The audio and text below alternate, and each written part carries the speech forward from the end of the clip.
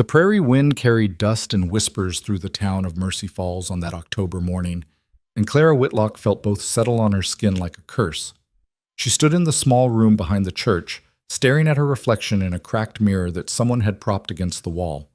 The dress she wore had belonged to her mother, ivory cotton with lace at the collar, yellowed now with age and smelling faintly of the cedar chest where it had waited for this day.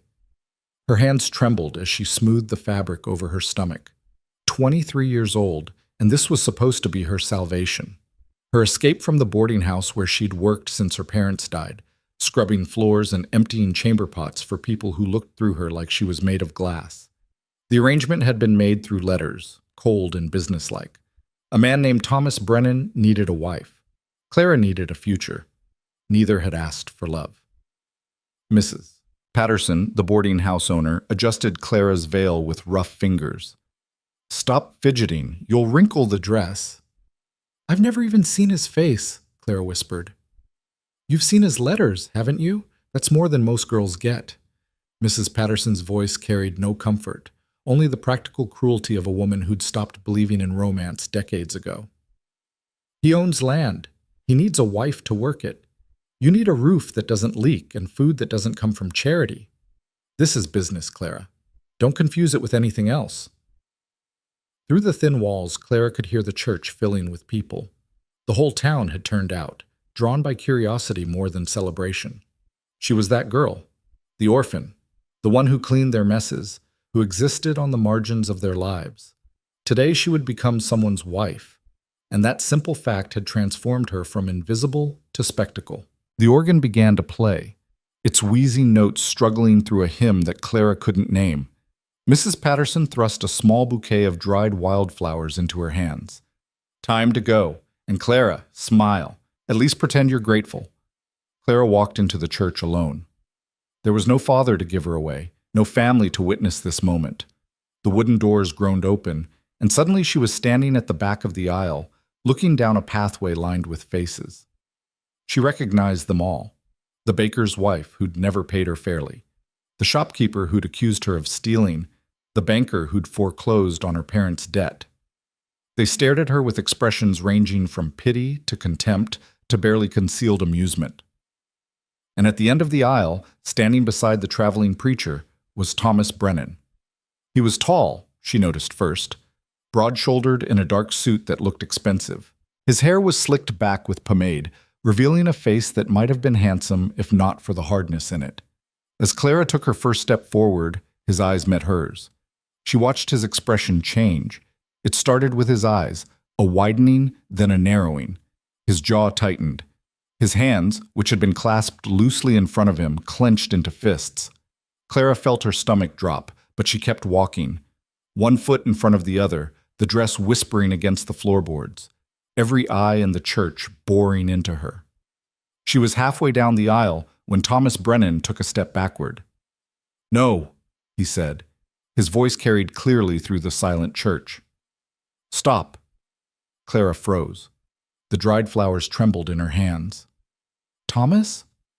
The preacher's voice was uncertain, confused. Thomas Brennan looked at Clara with undisguised revulsion. "The letters," he said loudly, addressing not her but the entire congregation. The letters had a photograph. That photograph was a lie. A ripple of shock moved through the church, followed immediately by the uglier sound of suppressed laughter. Clara felt her face burn. She wanted to say something, to defend herself, but her throat had closed completely. "Mr. Brennan," the preacher said, his voice strained with false calm. "Perhaps we should discuss this privately." "No." Thomas cut him off with a sharp gesture. "I won't be made a fool. I entered into this arrangement in good faith, expecting the woman in that photograph. What stands before me is—" He paused, and in that pause, Clara heard every cruel thought he was having. "This is not what was promised. I will not honor a contract built on deception. I didn't—" Clara finally found her voice, thin and breaking. "I sent you the only photograph I had. I didn't lie. You sent me a picture from when you were 15, Thomas said coldly. 8 years ago. That's deception, Miss Whitlock, and I will not marry a woman who begins our union with dishonesty." The church erupted. Gasps and whispers rose like steam. And beneath it all, Clara heard laughter. Sharp, mean laughter that cut deeper than any words could. She stood there, holding her dead mother's flowers, wearing her dead mother's dress, and felt something inside her crack apart. "I have traveled 300 miles for this arrangement," Thomas continued, and now he was playing to the crowd, his voice taking on a righteous tone that made Clara's hands shake with rage and humiliation. "I have upheld my end of every agreement. I will not be swindled." "Young man!" Sheriff Porter stood from his seat near the front, his weathered face dark with anger. "There is a contract, legal and binding. You signed it." "I signed a contract to marry the woman in that photograph," Thomas shot back. "Not her." The distinction seemed to amuse him. More laughter scattered through the church. Clara looked around wildly, desperately, at all those faces she'd known her entire life. Not one held sympathy. They were entertained. This was the most interesting thing that had happened in Mercy Falls in months, and she was the entertainment. "The contract is clear," Sheriff Porter said, moving into the aisle. His hand rested on his gun belt, though whether from habit or threat, Clara couldn't tell. "You marry the woman, or you forfeit everything you were promised. Land, cattle, credit." "Then I forfeit." Thomas Brennan's voice was flat, final. "I'd rather go back to Denver with nothing than be tied to that for the rest of my life." That. He'd called her that. Clara felt the last thread of her dignity snap. She dropped the flowers. They hit the floor with a sad, dusty whisper. Then she turned, picking up her skirts, and started back down the aisle. She would not cry here. She would not give them that satisfaction. "Wait!" Sheriff Porter's voice cracked like a whip. "Miss Whitlock, stop!" She didn't want to. Every instinct screamed at her to run, to get out of this church and keep running until Mercy Falls was nothing but a bad memory. But her legs wouldn't obey. She stopped, still facing the doors, unable to turn around. "This contract must be honored," the sheriff said, and his voice had changed. It was harder now, desperate in a way that sent ice down Clara's spine. "The territorial governor himself witnessed this arrangement. If it falls apart, Mercy Falls loses the railway development funds. We lose everything." "Of course." Clara closed her eyes. This had never been about her future. It had been about the town's.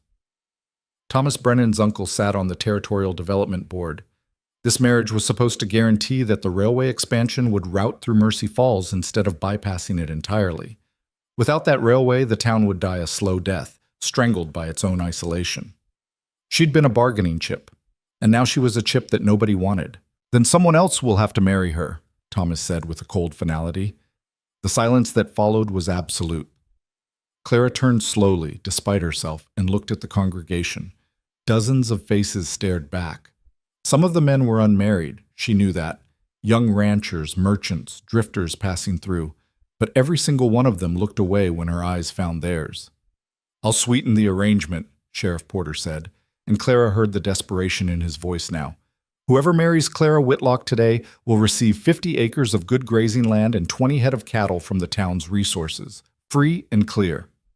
Still, silence. Clara felt something die inside her chest.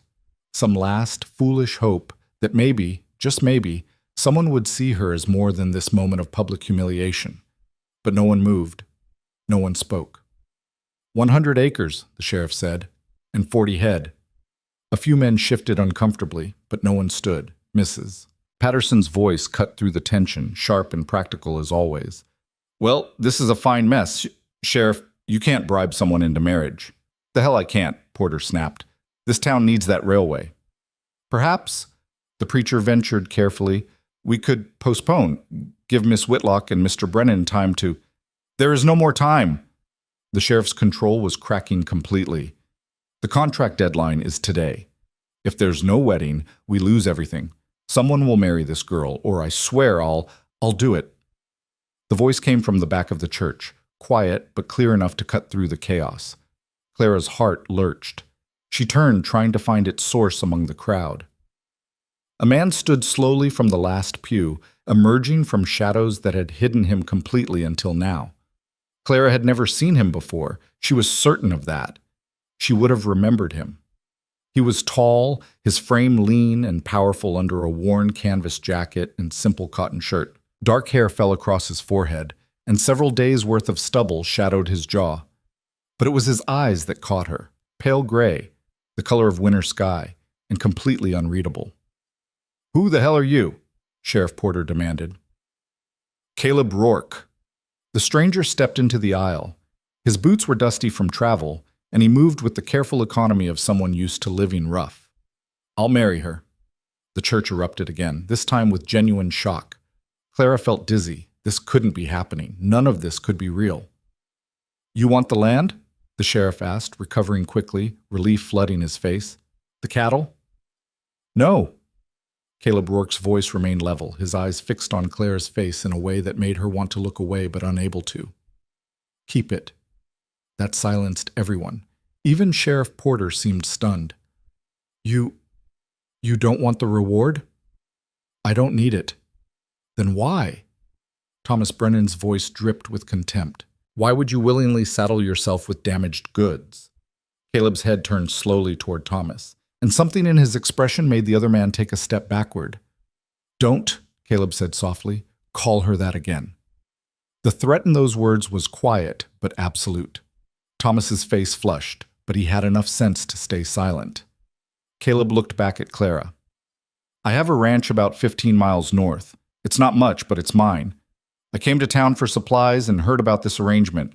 Seemed like the lady could use a way out of this situation. I'm offering." "You're a stranger," Clara heard herself say. Her voice sounded strange, distant. "Why would you do this?" For the first time, something flickered in those gray eyes. Not pity. She would have hated pity. Something else. Something that looked almost like recognition, though they'd never met. "Everyone's a stranger until they're not," he said simply.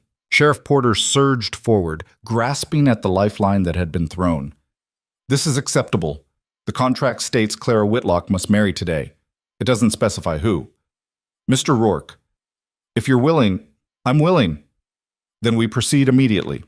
The sheriff gestured frantically at the preacher. "Reverend, begin the ceremony." Everything was moving too fast. Clara's head spun. Just moments ago, she'd been walking down this aisle toward one stranger, and now she was about to marry a different one. A man who'd appeared from nowhere, who wanted nothing from this arrangement, who'd offered himself for reasons he wouldn't explain. It made no sense. Nothing made sense anymore. "Miss Whitlock?" The preacher's voice was gentle. Do you consent to this?" "Did she?" Clara looked at Caleb Rourke. He stood quietly, waiting, not pushing. Behind him, she could see the church doors standing open, revealing the dusty street beyond. She could run. Just pick up her skirts and run, and damn the consequences. But run where? Back to the boarding house? To scrubbing floors and emptied hopes? To the whispers and laughter that would follow her for the rest of her life? To being that girl, forever? At least this stranger had stood up when no one else would. "Yes," Clara said, her voice barely above a whisper. Then louder. "Yes, I consent." Caleb walked forward to meet her. As he approached, Clara noticed details she'd missed from a distance. A scar through his left eyebrow, calluses on his hands, the way he moved like someone perpetually ready for trouble. When he reached her, he bent and picked up the dried flowers she'd dropped, holding them out to her. "Seems a shame to waste these," he said quietly. Clara took the flowers with shaking hands. Their eyes met, and for just a moment something passed between them. Not understanding, not yet, but something. A recognition that they were both stepping off a cliff together, and neither knew where they'd land. The preacher began the ceremony. His voice sounded hollow, the words familiar but somehow alien. Clara spoke her vows in a daze, hearing her own voice as if from a great distance. Caleb's responses were steady, sure, as if he made life-altering decisions like this every day. "Do you have a ring?" the preacher asked. Caleb reached into his pocket and produced a simple gold band. It was worn smooth, the metal soft with age. "It was my mother's," he said, as he slid it onto Clara's finger. It fit perfectly, which seemed impossible, like everything else about this moment. "Then by the power vested in me by the territory of Wyoming, I pronounce you man and wife." The preacher looked at them both with something like apology in his eyes. "You may kiss your bride." Caleb looked at Clara, a question in his expression. She gave the smallest nod and he leaned forward, pressing his lips briefly to her forehead. Not her lips. A mercy, she realized. A small kindness when everything else had been cruel. It was done. Clara Whitlock, no, Clara Rourke now, stood in a church that had watched her humiliation, married to a man whose face she'd known for less than 15 minutes. Around them, the congregation began to stir, whispers rising like a swarm of locusts. "We need to document this," Sheriff Porter said, already moving toward the vestry where the church records were kept. "Sign the papers. Make it legal before anyone changes their mind." The next 30 minutes passed in a blur of signatures and witnesses. Clara's hand shook so badly she could barely write her name. Caleb's signature was neat, precise. The writing of someone educated, another mystery to add to the growing list. Throughout the process, Thomas Brennan stood to one side, watching with undisguised disgust. "You're a fool," he told Caleb as they prepared to leave. "I hope you know that. You've bound yourself to a woman who couldn't even be honest about what she looked like. What else is she lying about?" Clara flinched, but Caleb's expression didn't change. He simply looked at Thomas with those cold gray eyes until the other man shifted uncomfortably and looked away. Outside, the October sun was too bright, the air too crisp and clean for the ugliness that had just occurred. Clara stood on the church steps, clutching her dead mother's flowers, and wondered what happened next. Caleb had disappeared into the crowd, and for a moment she thought he'd actually abandoned her, that this had all been some elaborate joke. Then he appeared leading 2 horses, a large bay gelding and a smaller paint mare. He brought the paint to Clara and stood holding its reins. "Can you ride?" he asked. Clara nodded. Growing up, before her parents died, she'd ridden almost every day, but that had been years ago. "Good. It's a few hours to the ranch. We should get moving before dark." "I need to get my things," Clara said, "from the boarding house." "I'll take you." They rode through town in silence, and Clara felt every eye on them. By tomorrow, the story would have spread to every ranch and homestead within 50 miles. She'd become a cautionary tale, a source of gossip and speculation. The unwanted bride, the desperate girl who'd married a stranger. At the boarding house, Mrs. Patterson met them at the door. She looked at Clara with something that might have been pity, which was somehow worse than the contempt had been. "I'll fetch your trunk," she said. Clara's possessions fit into a single battered trunk. A few dresses, her mother's Bible that she never read, letters from a cousin back east who'd stopped writing years ago, a cameo brooch that was the last valuable thing her father had owned. Caleb lifted the trunk as if it weighed nothing and secured it behind his saddle.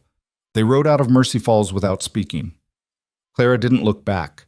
She couldn't bear to see the town where she'd lived her entire life, the town that had watched her humiliation with entertained eyes. The prairie stretched out before them, endless and indifferent. The afternoon sun painted the grass gold and cast long shadows behind them. Clara's body remembered how to move with the horse's rhythm, but her mind felt disconnected, floating somewhere above herself, unable to process what had happened. After about an hour, Caleb spoke for the first time since they'd left town. "You holding up all right?" Clara almost laughed. The question was so absurdly insufficient for the situation that it became funny. "I don't know," she said honestly. "Ask me again tomorrow." Another stretch of silence. Then, "For what it's worth, I'm sorry you had to go through that. But not sorry you married me?" He considered this. "No, not sorry about that." "Why?" The question burst out of her, raw and desperate. "Why would you do this? You don't know me. You could have any—" She stopped, unable to finish the thought. Any normal woman. Any woman who wasn't publicly rejected and humiliated. "Could I?" Caleb's voice held something that might have been amusement. "You sure about that?" "You're not—" Clara struggled to find the words. "You're not like the men in that church. You could have—" "Could have what?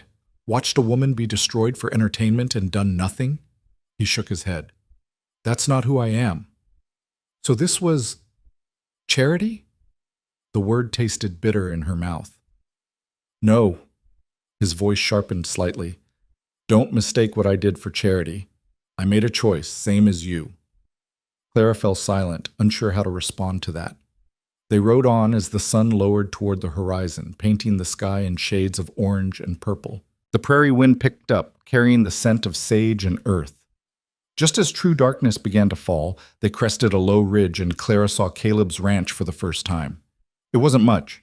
A small house built of logs and sod, a barn that had seen better days, a corral with a few horses. A creek wound through the property, reflecting the last light of day. Mountains rose in the distance, their peaks still touched with snow. It was isolated, beautiful in a harsh, lonely way, and it was now her home. Caleb dismounted and came to help her down. Clara's legs trembled when her feet touched the ground, whether from the ride or from exhaustion or from the sheer weight of everything that had happened, she couldn't tell. For a moment she swayed, and Caleb's hand caught her elbow, steadying her. "Easy," he said quietly. "It's been a long day." That almost made her laugh again. A long day. What an understatement. She'd woken up this morning as Clara Whitlock, expecting to marry one stranger and build a new life. Now she was Clara Rourke, married to a completely different stranger, and she had no idea what her life would become. Caleb led her inside the house. It was simple but clean. One main room with a kitchen area, a stone fireplace, a rough-hewn table and chairs. A door in the back wall led to what she assumed was a bedroom. "I'll sleep in the barn," Caleb said, answering the question she hadn't asked. "Until you're comfortable with other arrangements." Clara felt her face heat. She hadn't even thought that far ahead, but of course they were married. There were expectations. "You don't have to—" "Yeah, I do." He moved to the fireplace and began building a fire. "You've been through enough today. You need space." The kindness in that simple statement nearly broke her. Clara sank into one of the chairs, suddenly so tired she could barely keep her eyes open. Everything that had held her together through the ceremony, through the ride, through the sheer impossibility of the day, suddenly let go. She felt tears begin to slide down her face, silent and unstoppable. Caleb glanced at her, then looked away, giving her privacy for her breakdown. He finished with the fire and moved to the kitchen area, pulling out supplies and starting to prepare something. The domestic normalcy of it, a man making dinner in his own kitchen, was surreal. After a few minutes, he set a plate in front of her.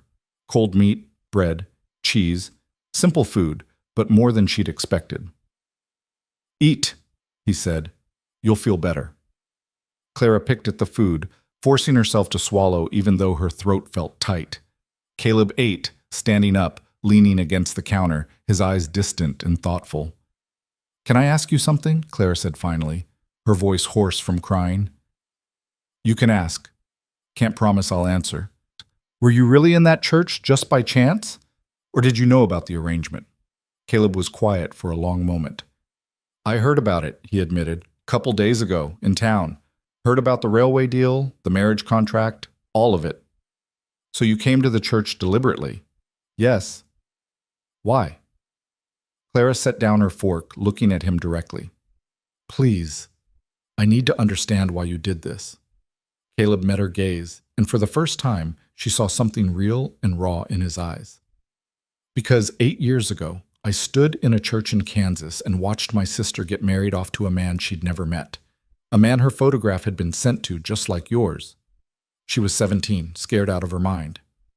But she smiled through the whole thing because she didn't think she had any other choice." He paused, and Clara saw his jaw tighten. 3 months later, I got a letter saying she was dead. Her husband claimed she fell, hit her head. The sheriff ruled it an accident, but I knew. Everyone knew. He'd killed her, and there wasn't a damn thing I could do about it because she was his property, his wife. He owned her." Clara's chest tightened. "I'm sorry. When I heard about what was happening here, about a woman being married off to a stranger for a business deal," Caleb shook his head. "I couldn't stand by and watch it happen again. And when that bastard rejected you like that in front of everyone," his hands clenched, "I thought about my sister, about how alone she must have felt, and I knew I had to do something." "So you did save me," Clara said softly. "It was charity." "No." Caleb pushed away from the counter, his voice firm. "I didn't save you. I offered you a choice. You could have said no. You could have walked away. You chose to accept. That makes you stronger than you think." Clara wanted to argue, to point out that she'd had no real choice at all, but something in his words struck her. She had chosen. In that moment, when the preacher asked for her consent, she could have refused. She'd chosen this stranger over the uncertainty of refusal. Maybe that did mean something. "I won't be easy to live with," Caleb said, his tone matter of fact. "I've been alone out here for 2 years. I'm used to my own company, my own way of doing things. I can be hard, distant. But I won't hurt you. That's a promise I can make." "And what do you expect from me?" Clara asked. "What do you want from this marriage?" Caleb considered the question. "Honestly, I don't know yet. I haven't thought that far ahead. For now, let's just take it one day at a time. You help with what you can around the ranch. I'll teach you what you don't know. We figure out how to live together without killing each other. Beyond that," he shrugged, "we'll see." It wasn't romantic. It wasn't what any girl dreamed of when she thought about marriage. But it was honest, and after the lies and cruelty of the day, Clara found herself grateful for that honesty. "One day at a time," she repeated. "All right," Caleb nodded. "The bedroom is through that door. There are clean linens on the bed. I'll bring your trunk in, then head out to the barn." He was as good as his word. A few minutes later, he set her trunk just inside the bedroom door and turned to leave. At the threshold, he paused. "Clara?" It was the first time he'd said her name. She looked up. "You didn't deserve what happened today. I want you to know that. What that man said, what those people thought, none of it was true. You hear me?" Clara's throat tightened again, but this time not with tears. With something else. Something like hope, fragile and dangerous. "I hear you," she whispered. Caleb nodded and left, closing the door behind him. Through the window, Clara watched him walk across the yard to the barn, his silhouette dark against the moonlit prairie. Then she turned to survey her new bedroom, her new life. The exhaustion hit her all at once. Clara barely managed to change into a nightgown before collapsing onto the bed. The sheets smelled like sage and wood smoke, unfamiliar but not unpleasant. Outside, she could hear the wind moving through the grass, the distant howl of a coyote, the soft sounds of horses in the corral. She was married, to a stranger, living in a place she'd never seen before today. Her life had been completely upended in the space of a few hours. But as Clara lay in the darkness, she realized something surprising. She wasn't thinking about Thomas Brennan's cruel words or the laughter in the church. She was thinking about Caleb's calm gray eyes, his quiet certainty, the way he'd stood up when no one else would. He'd said she was stronger than she thought. Clara wasn't sure if that was true. But maybe, just maybe, she could become that strong. Maybe that's what tomorrow would bring. Not the life she'd planned, but a chance to discover who she really was beneath all the fear and shame. For the first time in years, Clara Whitlock, Clara Rourke, fell asleep without crying. Outside, Clara woke to the sound of an axe biting into wood, each strike sharp and rhythmic in the cold morning air. For a moment, she didn't know where she was. The ceiling above her was rough-hewn logs instead of the water-stained plaster of her boarding house room. The bed beneath her was wider, the mattress stuffed with something that smelled like prairie grass. Then memory crashed over her like a wave, and she remembered everything. The church, Thomas Brennan's face, the laughter, Caleb Rourke standing up when no one else would. She was married, to a stranger, and this was her life now. Clara sat up slowly, her body stiff from yesterday's long ride. Through the window, she could see Caleb splitting wood near the barn, his shirt already dark with sweat despite the autumn chill.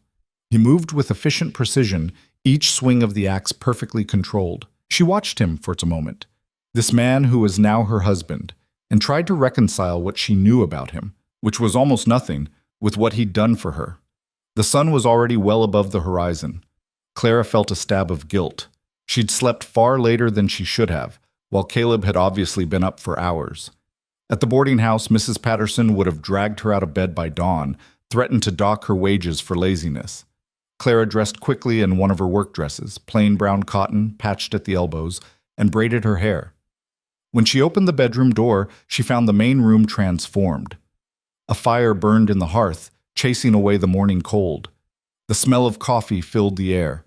On the table sat a plate covered with a cloth, and when Clara lifted it, she found biscuits and bacon, still warm. He'd made her breakfast, then left her to sleep while he started his work. Clara poured herself coffee from the pot hanging over the fire and took her plate outside. The morning was beautiful in that harsh prairie way, all endless sky and wild grass turning gold in the autumn light. The air tasted clean, carrying the scent of sage and wood smoke. Caleb saw her coming and paused mid-swing. He buried the axe head in the chopping block and reached for a canteen of water. "Morning," he said, his voice neutral. "Sleep all right?" "Better than I expected." Clara hesitated, then added, "Thank you for breakfast." He shrugged. "I was already up. Figured you'd need to eat." "I should have been up with you, to help. Today, you rest. Get your bearings. Tomorrow we'll figure out a routine." He took a long drink of water, and Clara noticed the scar through his eyebrow more clearly in daylight, a thin white line that suggested violence in his past. "There's work that needs doing, but none of it can't wait a day." Clara wanted to argue, to prove she wasn't useless, but something in his tone suggested it wasn't up for debate. So instead she asked, "What kind of work?" Caleb gestured toward the barn. "Horses need feeding and watering, chicken coop needs mucking out, vegetable garden's mostly gone to seed, but there might be some winter squash still good. Fence line on the north pasture needs mending before the cattle break through. House could use a good cleaning, if you're inclined." He paused. "But like I said, none of that's urgent. Today, just settle in." The list of chores was familiar. Clara had spent years scrubbing and cleaning and mending for other people. But hearing Caleb talk about it felt different somehow. He wasn't ordering her. He was just stating facts, as if she might have opinions about how to prioritize the work. "Can I ask you something?" Clara said. "Already told you, you can ask. Can't promise I'll answer." "Yesterday you said you've been here 2 years. Alone." She looked around at the ranch, taking in the neat corral, the well-maintained barn, the garden plot. "That's a lot of work for one person." "It is," Caleb agreed. "Why I'm behind on most of it." "So you really did need help. This wasn't just about—" She stopped, unsure how to finish. "About saving me? About your sister?" "I could have hired someone," Caleb said, meeting her eyes. "Ranch hand, housekeeper. Didn't need to get married for help with chores." He pulled the axe free and set up another log. "Don't diminish what happened yesterday by trying to make it practical. It was what it was." He swung the axe, and the log split cleanly in two. Clara stood there, holding her empty plate, feeling like she'd been dismissed, but not unkindly, just matter-of-factly, as if Caleb had said everything he intended to say on the subject and saw no point in further discussion. Clara went back inside and washed her plate. Then, despite his instructions to rest, she started cleaning. The house wasn't filthy. Caleb clearly wasn't a slob, but it had the dusty, neglected feel of a place where a man lived alone and saw no point in doing more than the bare minimum. She swept the floors, wiped down surfaces, organized the kitchen area. She found his clothes hanging on pegs near the door and noticed several shirts with torn seams or missing buttons. Without thinking, she gathered them and started mending. It felt good to have something to do, to keep her hands busy and her mind occupied. If she stopped, she'd start thinking about yesterday, about those faces in the church, about Thomas Brennan's words. "Thought I told you to rest." Clara jumped, pricking her finger with the needle. She hadn't heard Caleb come in. He stood in the doorway, watching her with an unreadable expression. "I'm not used to being idle," Clara said, sucking the blood from her finger, "and these needed fixing anyway." Caleb looked at the pile of mended shirts, then at Clara. Something shifted in his face, softened slightly. "You don't have to earn your place here," he said quietly. "You're not a servant anymore." The words hit harder than Clara expected. She set down the sewing and looked at him directly. "Then what am I?" "My wife." He said it simply, as if it was that straightforward. "You live here. This is your home. You do what you want to do, not what you think I expect." "And what if I don't know what I want?" The question came out more vulnerable than Clara intended. "What if I've spent so long doing what other people expected that I don't know how to do anything else?" Caleb was quiet for a moment. Then he crossed the room and sat down across from her, his movements deliberate and careful, like he was approaching a skittish horse. "Then I guess you'll have time to figure it out." "Is that what you did? Come out here to figure out what you wanted?" "Something like that." He picked up one of the mended shirts, examining the neat stitches. After my sister died, I couldn't stay in Kansas. Too many memories, too much anger. Thought if I got far enough away, started over somewhere, nobody knew me. He set the shirt down. Turns out you can't outrun grief, but you can learn to live with it. Do you still think about her? Every day? His voice was matter of fact, not maudlin. But it doesn't hurt the same way it used to. Time doesn't heal exactly, it just changes things. Clara thought about her parents, about the hollow ache that had lived in her chest for 5 years. I know what you mean. They sat in silence for a while, the kind of silence that felt less awkward than companionable. Outside, the wind picked up, rattling the windows. Caleb stood and moved to the fireplace, adding another log. Storm coming, he said, looking out the window at the darkening sky. Probably hit tonight. You ever been through a prairie storm? Not really. We lived in town. There's something. He turned back to her. Loud, violent, house'll shake. But it's solid. It'll hold. Don't be frightened if you wake up and it sounds like the world's ending. I'll try to remember that. Clara watched him bank the fire, his movements economical and sure. Caleb? Thank you for telling me about your sister. I know that wasn't easy. He didn't look at her, but she saw his shoulders tighten slightly. Figured you deserved to know why I did what I did. So you're not lying awake at night trying to figure out my angle. Do you have an angle? Now he did look at her, and there was something almost like humor in his gray eyes. If I do, I haven't figured it out yet myself. That night, Clara made dinner, simple fare from the supplies in the kitchen, nothing fancy, but hot and filling. They ate together at the table, and the domesticity of it felt surreal. Yesterday she'd been unmarried, alone, scrubbing other people's floors. Today she was sitting across from her husband in her own home, passing bread and making small talk about the weather. After dinner, Caleb went out to check on the horses one final time before the storm hit. Clara cleaned the dishes and then, not knowing what else to do, retreated to the bedroom. She sat on the bed, listening to the wind build outside, and tried to understand how her entire life had changed in 24 hours. There was a soft knock on the door. Clara? She opened it to find Caleb standing there, his expression uncertain, the first time she'd seen him look anything less than completely sure of himself. Storm's about an hour out, he said. I'm heading to the barn, but if you'd rather I stayed in the house, not in here, just out in the main room, I will. Some people don't like being alone in storms. It was an offer, not an assumption, giving her the choice. Clara thought about it, about the long night ahead in an unfamiliar place with thunder shaking the walls. Would you mind? She asked. Staying in the house? Relief crossed his face so quickly she almost missed it. Not at all. I'll be on the floor by the fire. You need anything? Just say so. He was as good as his word. Clara lay in bed, door cracked open, and could hear him moving around in the main room, settling in. The storm hit like a freight train, sudden and violent, wind screaming around the house, rain hammering the roof. Thunder cracked so loud it felt like the sky was splitting open. Lightning flashed through the window, turning everything stark white for an instant. But underneath the chaos, Clara could hear Caleb's steady breathing from the other room. And somehow that sound, proof she wasn't alone, made the storm less frightening. She must have dozed off eventually because she woke to silence.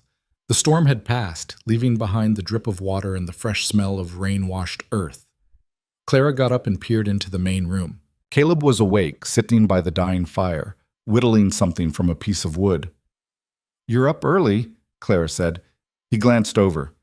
Never went to sleep. Old habit from the war. Storms put me on edge. You were a soldier? For a while. Union cavalry.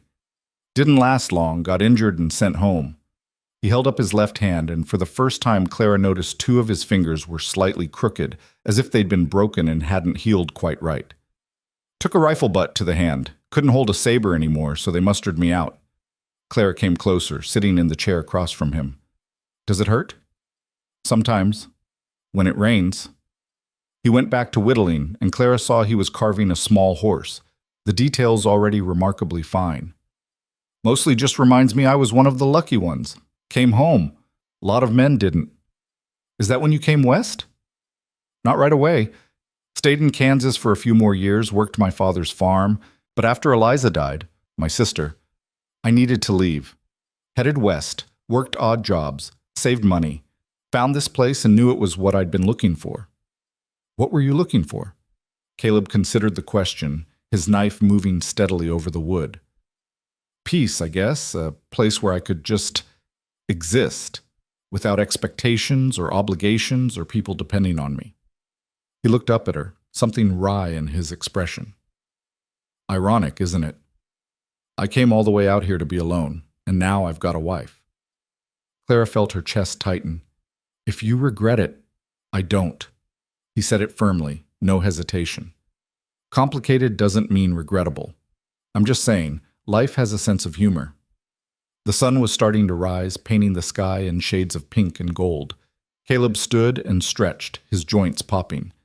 I need to check the property, make sure the storm didn't do any damage. You want to come? I can show you around, let you see what you've gotten yourself into.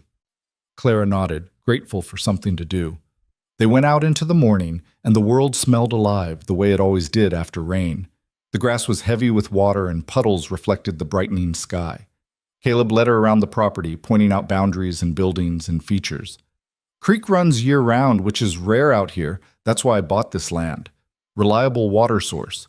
We've got about 200 acres, most of it grazing land for the cattle. He pointed north, where Clara could see dark shapes moving in the distance. I've got about 40 head right now. Not a lot, but I'm building the herd slow and careful. They walked to the barn, and Caleb showed her the horses. His bay gelding, the paint mare she'd ridden yesterday, and 3 others in various stages of training. I break horses on the side, he explained. Sell them to ranchers and the army. It's good money when I can get it. Clara watched him move among the animals, his touch gentle but confident. They responded to him with trust, leaning into his hands, whickering softly. It told her something about who he was, that animals trusted him so completely. Can I help? Clara asked. With the horses?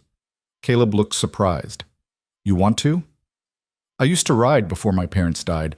I was never very good with the training part, but I liked being around them. All right. He led one of the horses out, a young chestnut mare with white stockings.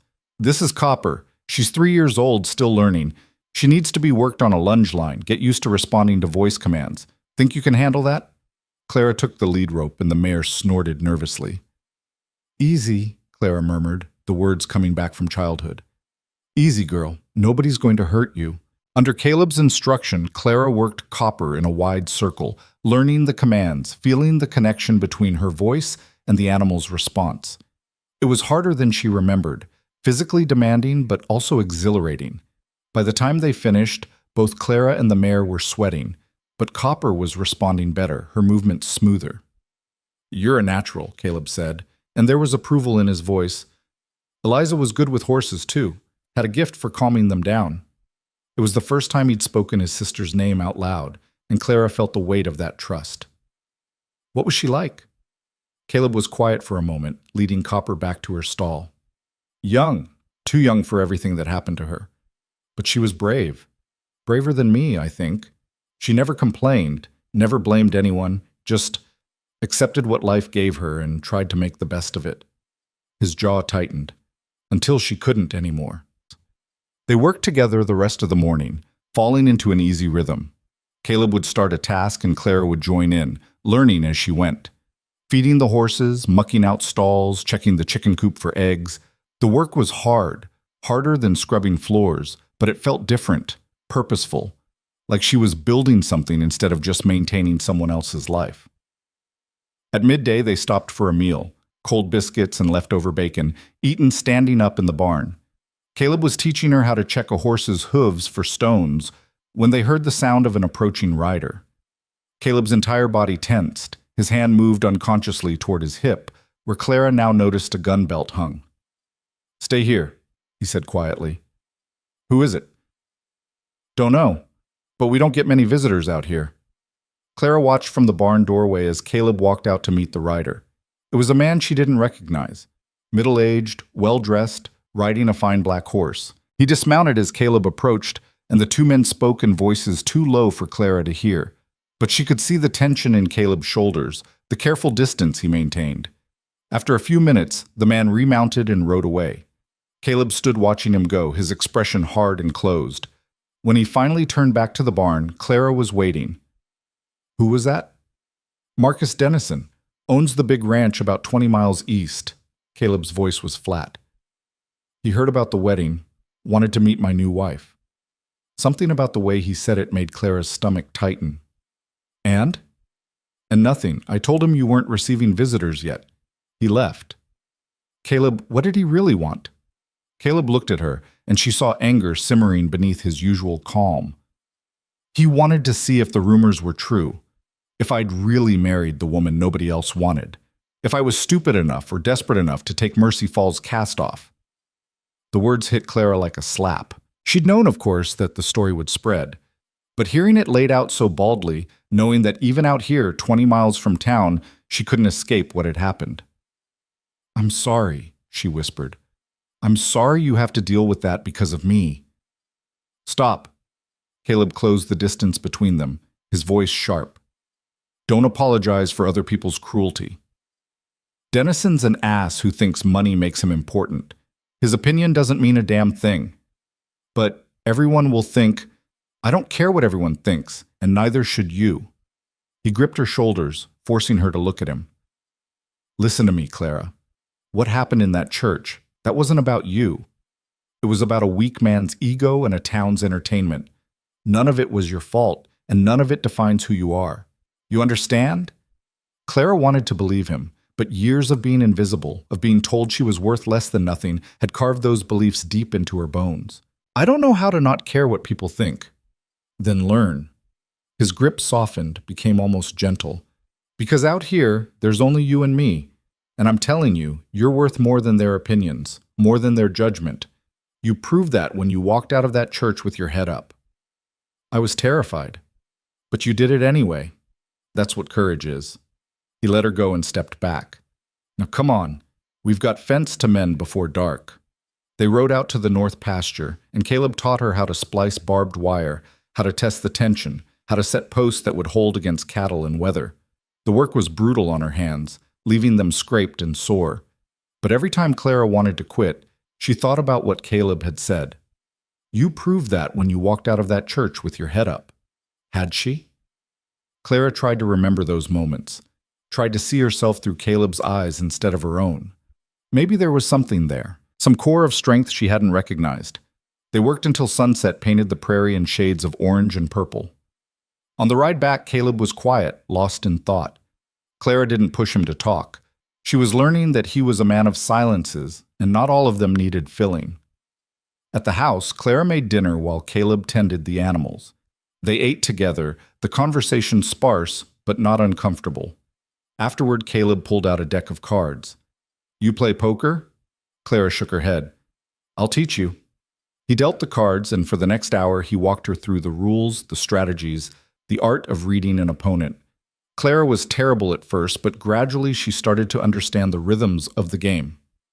You're getting better, Caleb said as she won her third hand in a row. That's good. Poker's about more than cards. It's about confidence, about making people believe what you want them to believe. Is that how you won this hand? Clara asked, studying his face for tells. Maybe. Or maybe I just had bad cards. He grinned, a rare expression that transformed his entire face, making him look younger and less guarded. You'll never know. Clara laughed, surprising herself. When was the last time she'd laughed? Really laughed, not just made polite noises? She couldn't remember. They played until the fire burned low and Clara's eyes started to droop. Finally, Caleb gathered the cards and stood. You should get some rest. Tomorrow we ride into the south pasture to check on the cattle. It's an all-day trip. Clara stood too, suddenly reluctant to let the evening end. These hours had been easy, comfortable, almost like they were normal people living normal lives instead of two damaged souls trying to figure out how to exist together. Caleb, she said as he turned toward the door. He looked back. Thank you. For today. For teaching me things. For not treating me like I'm breakable. Something softened in his expression. You're not breakable, Clara. Bruised, maybe. Hurt, but not broken. Don't forget that. He left for the barn, and Clara went to the bedroom. As she lay in bed, listening to the night sounds of the prairie, she thought about the past 2 days. about how everything had changed, how nothing would ever be the same, about Caleb Rourke and his quiet strength, his unexpected kindness, his own hidden wounds. She thought about Marcus Dennison's visit, about the rumors spreading across the territory, about being the woman nobody wanted, and how that label would follow her wherever she went. But then she remembered Caleb's words. You're worth more than their opinions. Maybe she couldn't believe that yet, but maybe, if she heard it enough times, if she kept working and learning and proving herself day after day, eventually she would. That night, Clara fell asleep not to the sound of her own crying, but to the memory of her own laughter, surprising and sweet as summer rain. The days that followed settled into a rhythm that surprised Clara with its steadiness. She woke before dawn now, her body adjusting to ranch hours, and found Caleb already outside tending to the first chores of the day. They worked side by side through mornings that grew progressively colder as October deepened into November, their breaths misting in the air, their hands raw from labor that never seemed to end. Clara learned quickly because she had to. Caleb was patient, but not coddling, showing her once how to do something and then expecting her to remember. She learned to read the sky for weather, to judge a horse's mood from the angle of its ears, to measure feed and check water troughs, and spot the early signs of illness in livestock. Her hands blistered and calloused, her shoulders ached, but something in her was waking up, coming alive in a way it never had when she'd been scrubbing floors for Mrs. Patterson. 3 weeks into their marriage, Caleb took her out to check fence line in the far eastern section of the property. They rode in silence through the morning, the prairie grass silver with frost. Clara had gotten comfortable on the paint mare, whose name she'd learned was Rosie, and she no longer felt awkward in the saddle. The landscape was changing as winter approached, the vibrant golds and greens fading to browns and grays, but there was a stark beauty in it that Clara was learning to appreciate. They were mending a section where the wire had snapped when Caleb suddenly went still, his head cocked slightly to one side. Clara followed his gaze and saw 3 riders approaching from the east, moving at an easy lope across the open ground. "We expecting company?" Clara asked, her stomach tightening with the same anxiety she felt whenever strangers appeared. "No." Caleb's voice was flat. He stood and brushed off his hands, his posture shifting into something watchful and guarded. "But I recognize them. Dennison's men." Clara's pulse quickened. She remembered the ranch owner who'd come to gawk at her 3 weeks ago, the sneering curiosity in his eyes that had made her feel like an oddity on display. The 3 riders pulled up about 20 yards away. They were rough-looking men, the kind Clara had seen drifting through Mercy Falls, hired guns more than cowboys, their eyes hard and their manner deliberately insolent. The one in front, a lanky man with a scar down his left cheek, smiled in a way that made Clara's skin crawl. "Rourke," he said, his voice carrying a mocking edge. "Didn't expect to find you all the way out here. Just checking fence?" "My land, my business," Caleb said evenly. "What do you want, Carson?" Carson's smile widened. "Mr. Dennison wanted us to pass along an invitation. He's having a gathering next Saturday at his place. Big celebration. His daughter's getting engaged. Whole territory's invited. He specifically asked us to make sure you and your wife got the message." The pause before wife was deliberate, weighted with innuendo. The other 2 riders snickered. Clara felt heat rise in her face, but she kept her expression neutral, the way she'd learned to do at the boarding house when guests made crude comments they thought she couldn't hear. "We'll pass," Caleb said. "Now, that's unfriendly." Carson shifted in his saddle, his hand resting casually on the gun at his hip. "Mr. Dennison went out of his way to include you. Wouldn't want him to think you're being disrespectful." "Dennison can think whatever he wants." Caleb's voice had gone cold in a way Clara had never heard before. "Now get off my land." Carson's smile faded. For a moment, tension crackled in the air, sharp and dangerous. Clara could see Caleb's hand hovering near his own gun, his body coiled and ready. The 3 men exchanged glances, some unspoken calculation happening between them. Finally, Carson laughed, but it was a harsh sound with no humor in it. Sure, no offense meant just delivering a message. He started to turn his horse, then paused and looked directly at Clara. "Though I gotta say, ma'am, you're prettier than the stories made you sound. Guess that Brennan fellow was just too picky for his own good." Before Clara could respond, Caleb moved. He closed the distance between himself and Carson's horse in 3 long strides, reaching up and grabbing the man's jacket front. "You speak to my wife again," Caleb said, his voice deadly quiet, "and I'll put you in the ground. We clear?" Carson's face went pale, then red. The other 2 riders reached for their guns, but Carson held up a hand, stopping them. "Clear," he said through gritted teeth. Caleb released him and stepped back. Carson jerked his horse around and spurted into a gallop, the other 2 following. They disappeared over a rise, leaving only dust and the echo of hoofbeats. Clara realized she'd been holding her breath. She let it out slowly, her heart hammering. "That was stupid of me," Caleb finished, his jaw tight. "I shouldn't have grabbed him, but I'll be damned if I let Dennison's dogs talk to you that way. They were baiting you." "I know." He turned back to the fence, picking up the wire cutters with hands that were perfectly steady despite what had just happened. "Dennison's been trying to buy this land for 2 years. I keep refusing, so now he's trying to make life difficult enough that I'll change my mind." "Why does he want it so badly?" "Creek runs through both our properties, controls my water, controls me. Plus, he likes owning things, land, cattle, people." Caleb snipped a piece of wire with more force than necessary. "He's been pressuring every small rancher in the area. Most have sold. I won't." Clara knelt beside him, holding the wire taut while he worked. "What will he do now, after you threatened his man?" "Hard to say. Dennison's smart. He won't do anything too obvious, but he'll push, test boundaries, try to find ways to make me regret standing up to him." Caleb glanced at her, something worried flickering in his gray eyes. "I'm sorry, I didn't mean to drag you into this." "You didn't drag me anywhere. I chose to be here, remember?" Clara kept her voice steady, even though anxiety was churning in her stomach. "Besides, I'm used to people thinking less of me. At least out here I can fight back." Something like pride crossed Caleb's face. "You're getting tougher every day, I've noticed." They finished the fence work and rode back to the ranch in contemplative silence. Clara's mind kept circling back to Carson's visit, to the veiled threats and the way those men had looked at her. Not with the pity she'd seen in Mercy Falls, but with something more predatory. She'd gone from being unwanted to being a target, and she wasn't sure which was worse. That night after dinner, Caleb did something unexpected. He pulled a rifle down from the rack above the door and set it on the table in front of Clara. "You need to learn to shoot," he said. Clara stared at the weapon.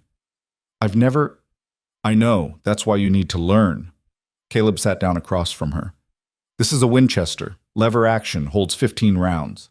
It's not complicated, but it'll stop a man or a predator if you need it to. Tomorrow, I'll teach you." "You think Dennison will—" "I don't know what Dennison will do, but I won't leave you defenseless." His voice was firm, brooking no argument. Out here, being able to protect yourself isn't optional. It's survival. The next morning was Sunday, the one day of the week when ranch work slowed enough to allow for other pursuits. After morning chores, Caleb led Clara to a clear area behind the barn where he'd set up targets, old cans balanced on fence posts. The rifle felt heavy and foreign in Clara's hands, the metal cold even through her gloves. "First rule," Caleb said, standing close behind her, adjusting her grip. "Never point it at anything you don't intend to shoot. Second rule, always assume it's loaded. Third rule, respect what it can do. This isn't a tool, it's a weapon. Understand?" Clara nodded, acutely aware of his proximity, the way his hands guided hers, the warmth of his body at her back. "Good. Now, stance is everything. Feet shoulder-width apart, lean slightly forward. Bring the stock tight against your shoulder. It's going to kick, and if you don't hold it right, it'll bruise you bad." His hands moved to her shoulders, adjusting her position. "There. Now look down the sight. See that notch at the end of the barrel? Line it up with the target." Clara tried to focus on the target, but her heart was beating too fast, her hands trembling slightly. She'd never held a gun before, never imagined she'd need to. The weight of it, the potential for violence it represented, made her nervous in a way that fence mending and horse training never had. "Breathe," Caleb said quietly, his voice close to her ear. "Take a breath. Let half of it out and squeeze. Don't pull. The trigger." Clara did as he instructed. The rifle kicked hard against her shoulder, the report deafening. The bullet went wild, kicking up dirt 10 feet to the left of the target. Again, Caleb said patiently. You flinched. Anticipation makes you jerk the trigger. Don't think about the noise or the recoil. Just focus on the target and squeeze smooth. They spent the next 2 hours practicing. Clara's shoulder began to ache. Her ears rang despite the cotton Caleb had her stuff in them, and her arms trembled from holding the rifle steady. But slowly, painfully, she began to improve. The first time she hit a can, sending it flying off the post, she let out a whoop of surprise and triumph. Caleb grinned. There you go. Do that 9 more times and you'll be decent. By the end of the session, Clara was hitting the targets more often than missing. Her body ached and her hands smelled like gunpowder, but she felt something new stirring in her chest, a sense of capability, of power she'd never possessed before. How do you feel? Caleb asked as they walked back to the house. Dangerous, Clara said, and was surprised to find she meant it. That night, as Clara lay in bed, she heard Caleb moving around in the main room. It had become his habit to sleep there, instead of in the barn, a compromise neither of them had discussed, but both seemed to accept. Clara found herself wondering about him more and more. This quiet, complicated man who'd upended her life. There were so many things she didn't know. Why he sometimes woke in the night, breathing hard like he'd been running. Why he never mentioned any family besides his dead sister. Why he'd really chosen to bury himself on a remote ranch where the nearest neighbor was 20 miles away. But asking felt like prying, and Clara had learned to value the careful distance they maintained. They were married, yes, but still fundamentally strangers trying to build something neither of them quite understood yet. The next few days passed without incident, but there was a new tension underlying everything. Caleb was more watchful, his hand strained to his gun more often. He insisted Clara carry the rifle when she worked outside and taught her to check the property perimeter each evening before dark. The ease they'd been building was disrupted by the knowledge that Marcus Dennison was out there, planning something. It came on Thursday afternoon. Clara was hanging laundry when she heard horses approaching, multiple riders, moving fast. Her heart kicked into overdrive and she reached for the rifle leaning against the clothesline post. But before she could grab it, 6 riders swept into the yard. Marcus Dennison himself led them, sitting astride a magnificent black stallion, dressed in clothes that probably cost more than Clara's entire wardrobe. He was a handsome man in his 50s, silver threading his dark hair, his features aristocratic and cold. The 5 men with him were all armed, all watching Clara with expressions that ranged from curiosity to contempt. Mrs. Rourke, Dennison said, tipping his hat in a mockery of courtesy. Forgive the intrusion. I'm looking for your husband.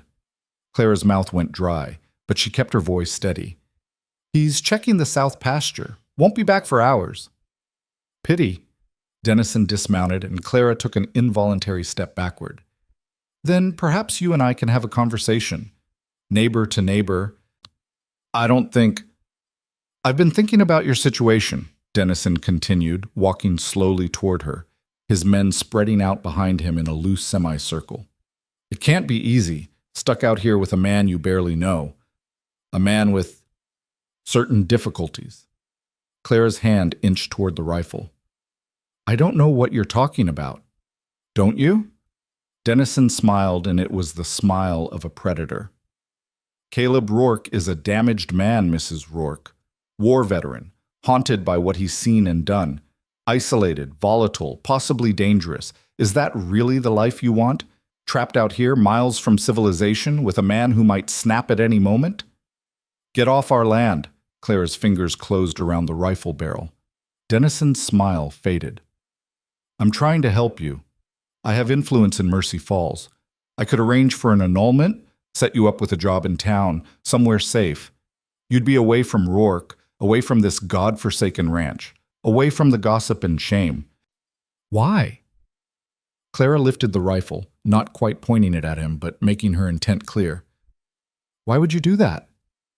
Because I want this land, Dennison said, his voice hardening, the pretense of concern dropping away. And Rourke won't sell. But a woman alone, recently widowed or abandoned, she'd be much more reasonable about such things. The implications hit Clara like ice water. You're threatening my husband. I'm offering you a way out before things become difficult. Dennison moved closer, and his men shifted their hands toward their weapons. This territory is changing, Mrs. Rourke. Small operations like this one won't survive. Better to sell now, while you still have a choice about terms. Clara raised the rifle to her shoulder, the way Caleb had taught her. Her heart was hammering, but her hands were steady. I said, get off our land. For a moment, Dennison just stared at her, as if reassessing. Then he laughed, a genuine sound of surprised amusement. Well, perhaps Rourke chose better than I thought. He remounted his horse. Think about what I said, Mrs. Rourke. This offer won't stand forever. He wheeled his horse around and the 6 riders thundered out of the yard, leaving Clara standing there with the rifle still raised, shaking now that the danger had passed. She was still standing there when Caleb rode in 20 minutes later. He took one look at her face and was off his horse in an instant. What happened? Clara told him everything, the words tumbling out. As she spoke, she watched Caleb's expression harden into something dangerous and cold. He came here, Caleb said, his voice deadly quiet. To my home. Threatened you. Threatened me. He said you were damaged, dangerous. Clara set down the rifle, her hands still trembling. Is that what people say about you? Caleb was silent for a long moment. When he spoke, his voice was raw. Yes. They say I'm crazy, war-addled, that I came out here because I couldn't live among normal people anymore. He met her eyes. Some of it's true. The war did change me. I have nightmares. Sometimes loud noises make me flinch. I prefer solitude to crowds. Does that make me dangerous? No, Clara said firmly. It makes you human, and anyone who's lived through what you have deserves patience, not judgment. Something in Caleb's expression cracked open. He looked at her like he was seeing her for the first time, really seeing her, and what he saw mattered. You didn't have to stand up to Dennison. You could have heard him out, considered his offer. Why would I do that? Because 3 weeks ago, you didn't know me. And maybe what he said made sense. Maybe you would be better off in town, away from all this. Clara moved closer to him, driven by an impulse she didn't fully understand. 3 weeks ago, I was nobody. I had no future, no hope, nothing but the promise of more scrubbing and more shame. You gave me this. She gestured at the ranch, at the house, at the life they were building. Maybe it's hard. Maybe it's isolated. But it's mine. I chose it. I choose it. And I'm not letting Marcus Dennison or anyone else take that away. Caleb stared at her, and Clara saw something shift in his eyes, some wall he'd been holding up starting to crumble. Clara, I'm not leaving, she said, more certain of it than anything she'd ever said. So whatever Dennison's planning, whatever happens next, we face it together. Understand? Caleb nodded slowly. Then, in a gesture that surprised them both, he reached out and pulled her into a fierce hug. Clara stood stiff for a moment, shocked by the sudden contact, then slowly relaxed into it. He was warm and solid, and she could feel his heart beating fast against her cheek. Thank you, he said quietly into her hair, for staying, for being brave, for everything. They stood like that for a long moment, the November wind whipping around them, holding on to each other like they were the only solid things in a shifting world. When they finally separated, both of them looked awkward, unsure how to process what had just happened. Caleb cleared his throat and stepped back, but something had changed between them. Some barrier had fallen that Clara didn't think could be rebuilt.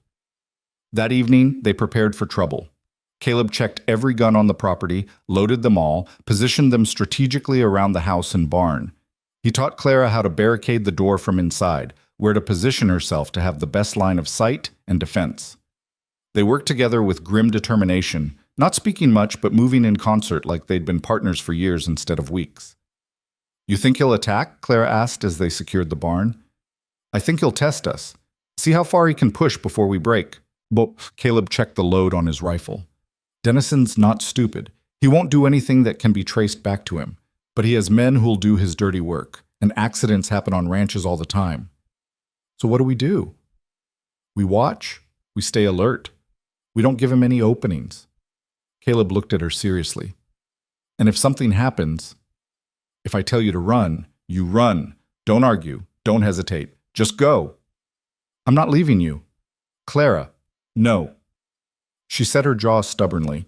We stand together or not at all. That's the deal. Caleb studied her face, then slowly nodded. All right, together. They went inside as full dark fell. Caleb built up the fire and they sat at the table, both of them jumpy at every sound outside. The wind picked up, rattling the windows, and somewhere in the distance a coyote howled. Tell me about Kansas, Clara said suddenly, needing to break the tension. Before everything went wrong, what was it like? Caleb was quiet for so long Clara thought he wouldn't answer. Then he started talking, his voice low and distant. He told her about growing up on a wheat farm, about his father who'd been stern but fair, his mother who'd died when he was 12, about Eliza, 7 years younger than him, who'd followed him everywhere as a child, who'd cried when he left for the war. She wrote me letters, Caleb said, staring into the fire. Every week, no matter what. Told me about the farm, about the neighbors, about the little things that made up her life. Those letters kept me alive during the war. Gave me something to hold on to when everything else was blood and mud and death. When did they stop? 6 months after she got married. Just stopped. His hands clenched. I should have known something was wrong, but I was so caught up in my own life trying to put myself back together after the war that I didn't question it, didn't go check on her, and by the time I did, it wasn't your fault, Clara said quietly. Wasn't it? I was her big brother. I was supposed to protect her. Instead, I let her marry a monster and did nothing. You didn't know. And she made her own choice, just like I made mine. Caleb looked at her sharply. It's not the same. Isn't it? We're both women who married strangers for practical reasons. The difference is you're not a monster. You're a good man who's been hurt and is trying to do better. That's all anyone can do. Something in Caleb's expression softened. When did you get so wise? About the same time I learned to shoot. Clara smiled slightly. Turns out being unwanted teaches you a lot about what really matters. They talked late into the night, the conversation moving from heavy topics to lighter ones.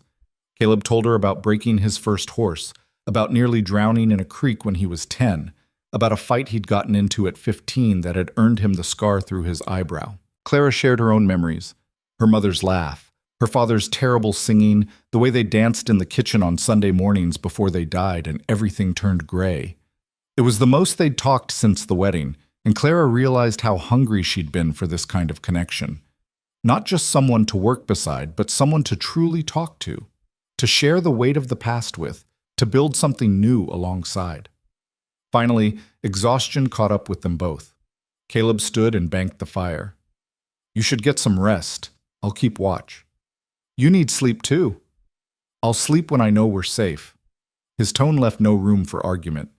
Clara wanted to protest, but she could see the determination in his face. So instead, she did something impulsive. She stood on her toes and kissed his cheek, quick and light. Thank you for everything. Caleb froze, his eyes wide with surprise. Then slowly, carefully, he raised his hand and touched the spot where her lips had been. Clara. But she'd already retreated to the bedroom, her heart pounding, not sure what had possessed her to do that, but not regretting it either. She lay in bed, listening to Caleb move around in the main room, and felt something shift in her chest. This man who'd married her out of some combination of guilt and defiance and stubborn honor, she was starting to care about him, really care, in a way that had nothing to do with gratitude or practicality and everything to do with who he was. It was terrifying and exhilarating and completely unexpected. Outside, the wind howled and the night pressed close, full of unknown dangers. But inside, Clara felt something warming inside her that might have been hope, or might have been the beginning of something even more dangerous. Love. Clara woke to the sound of breaking glass. For a heartbeat, she lay frozen, disoriented in the darkness, her mind struggling to make sense of the crash. Then she heard Caleb shout her name, urgent and sharp, and instinct took over. She rolled out of bed, grabbed the rifle he'd insisted she keep beside her, and stumbled to the bedroom door. The main room was chaos. Orange light flickered through the windows, and Clara's stomach dropped as she realized what she was seeing. Fire. Outside, flames were spreading across the barn roof, bright and hungry against the black sky. Caleb stood at the window, rifle in hand, his face illuminated by the hellish glow. Stay back from the windows, he ordered without turning around. They threw a torch through the barn window, probably hoping we'd run out to save the horses. The horses! Clara gasped. She could hear them now, screaming in terror, the sound cutting through her like a blade. Caleb, they're trapped. I know. His voice was tight with controlled fury. That's the point. Draw us out into the open where they can pick us off. We can't just let them burn. We're not going to. Caleb moved to the door, checking the darkness beyond. But we do this smart. You cover me from the window. Anyone moves, you shoot. Don't hesitate. Don't think. Just shoot. Understand? Clara's mouth went dry, but she nodded. Caleb threw open the door and ran, low and fast, toward the burning barn. Clara positioned herself at the window, the rifle stock pressed against her aching shoulder, and scanned the darkness beyond the firelight. Her heart hammered so hard she could barely breathe. Movement caught her eye. A shadow separating from the deeper darkness near the corral. Clara swung the rifle toward it and fired. The kick nearly knocked her backward, but she heard a yelp of pain and saw the shadow drop. Someone else fired back, and the window beside her exploded in a shower of glass. Clara ducked, scrambled to another window, fired again at a muzzle flash in the darkness. At the barn, Caleb had thrown open the doors and was trying to get the horses out. They were wild with panic, rearing and screaming, and Clara watched in horror as one nearly trampled him. He grabbed its halter, shouting something she couldn't hear over the roar of flames, and hauled it bodily toward the door. Another shot rang out, and Caleb staggered. Clara screamed his name, but he kept moving, kept pulling the horse. Then he was out, slapping the animal's hindquarters and sending it galloping into the night. He dove back into the barn for the next one. Clara fired methodically now, not trying to hit anyone necessarily, but keeping up covering fire, making it dangerous for their attackers to get clear shots at Caleb. She counted 4, maybe 5 men out there in the darkness, spread out in a loose circle around the property. Professional. Organized. This wasn't random vandalism. This was planned. Denizen. The thought filled her with rage so pure it burned hotter than the fire consuming the barn. He'd done this. Sent his men in the night like cowards to destroy what they'd built, to terrorize them, maybe to kill them. Caleb emerged from the barn with another horse, then another. The roof was fully engulfed now, timbers groaning and cracking. Clara wanted to scream at him to stop, that it was too dangerous, but he went back in, always back in. Then she heard a sound that made her blood freeze, hoofbeats, coming fast from the west. More of them. Reinforcements. Clara swung her rifle toward the sound and saw 3 riders bearing down on the house, torches in their hands. She fired, and one of the riders jerked backward, his torch flying from his hand, but the other 2 kept coming. One hurled his torch at the house, and Clara watched in horror as it arced through the air and crashed through the already broken window. Fire blossomed instantly, catching the curtains spreading across the dry wooden floor. Clara stumbled backward, torn between fighting the fire and keeping watch. The house was filling with smoke, burning her lungs, making her eyes water. She grabbed a blanket and beat at the flames, but they were spreading too fast. She had to get out. Through the smoke, she saw Caleb leading the last horse from the barn, just as the roof collapsed in an explosion of sparks and flame. He looked toward the house and saw the fire, saw her silhouetted in the doorway, and his face transformed into something between terror and fury. "Run!" he shouted, already sprinting toward her. "Clara, get out!" But Clara saw something he didn't. One of the attackers, rising from behind a water trough, rifle aimed directly at Caleb's back. Without thinking, Clara raised her own rifle and fired. The man went down hard. Then Caleb was there, grabbing her arm, hauling her away from the burning house. They ran together across the yard toward the creek, bullets kicking up dirt around their feet. Clara's lungs burned from smoke and exertion. Her legs felt like lead, but Caleb's grip was iron, pulling her forward, not letting her fall. They splashed into the creek, and Caleb dragged her down the bank into the shelter of the overhang. The cold water shocked Clara's system, drove the smoke from her lungs. They crouched there, gasping, while above them the shooting continued. "You hit?" Caleb demanded, his hands running over her frantically, checking for wounds. "No, you?" "Grazed. Nothing serious." He looked up at the burning buildings, his jaw clenched so tight Clara could see the muscle jumping. Everything they owned was going up in flames. The barn was gone. The house was well on its way. All their supplies, their food stores, everything Clara had brought with her from her old life. Ash. I'm sorry, Caleb said, his voice raw. I'm so damn sorry. I should have seen this coming. Should have been better prepared. Stop. Clara grabbed his face, forcing him to look at her. You saved the horses. You saved me. That's what matters. I couldn't save anything else. Then we'll build it again, together. A bitter laugh escaped him. With what? Dennison just destroyed everything. He won. Clara, he won. No. Clara's voice was fierce, surprising even herself with its strength. He destroyed some buildings, some things, but he didn't destroy us. We're still here, still fighting. That means he hasn't won anything. The shooting above had stopped. They heard voices calling out to each other, boots moving across the yard. Searching. Clara and Caleb pressed themselves deeper into the shadow of the bank, barely breathing, the cold water numbing their legs. Boss said make sure they're dead, a voice called. Spread out. Check everywhere. Clara felt Caleb tense beside her. He still had his rifle, but they were outnumbered and in a terrible defensive position. If they were found here, it was over. Then they heard something that changed everything, a shout of alarm, followed by the thunder of approaching horses. Lots of them. Caleb risked a look over the bank, and Clara saw his expression shift from despair to confusion. What? He started, but then Clara heard it too. A voice she recognized, rough and authoritative. That's far enough. Drop your weapons or we drop you. Sheriff Porter from Mercy Falls. What was he doing here? The next few minutes were chaos. Clara and Caleb climbed out of the creek, soaked and shaking, to find the yard full of men on horseback. Sheriff Porter sat at their head, his rifle aimed at the 4 surviving attackers who stood with their hands raised. Behind the sheriff were at least a dozen townsmen from Mercy Falls, all armed, all looking grimly satisfied. Porter dismounted when he saw them. You two all right? How? Caleb started, but his voice failed him. Got word there might be trouble out here. Figured we'd ride out and check.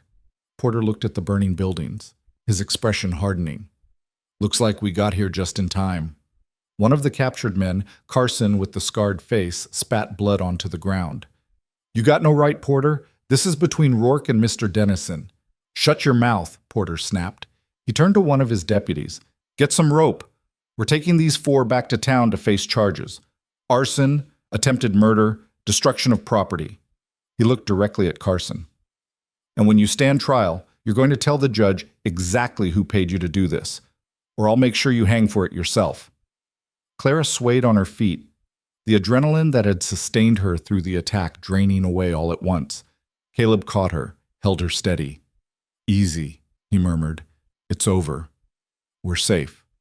But as Clara looked at the ruins of their home, she wondered if safe was the right word. They'd survived, yes, but at what cost? The sheriff's men worked through the night, putting out what remained of the fires, securing the prisoners, salvaging what little could be saved.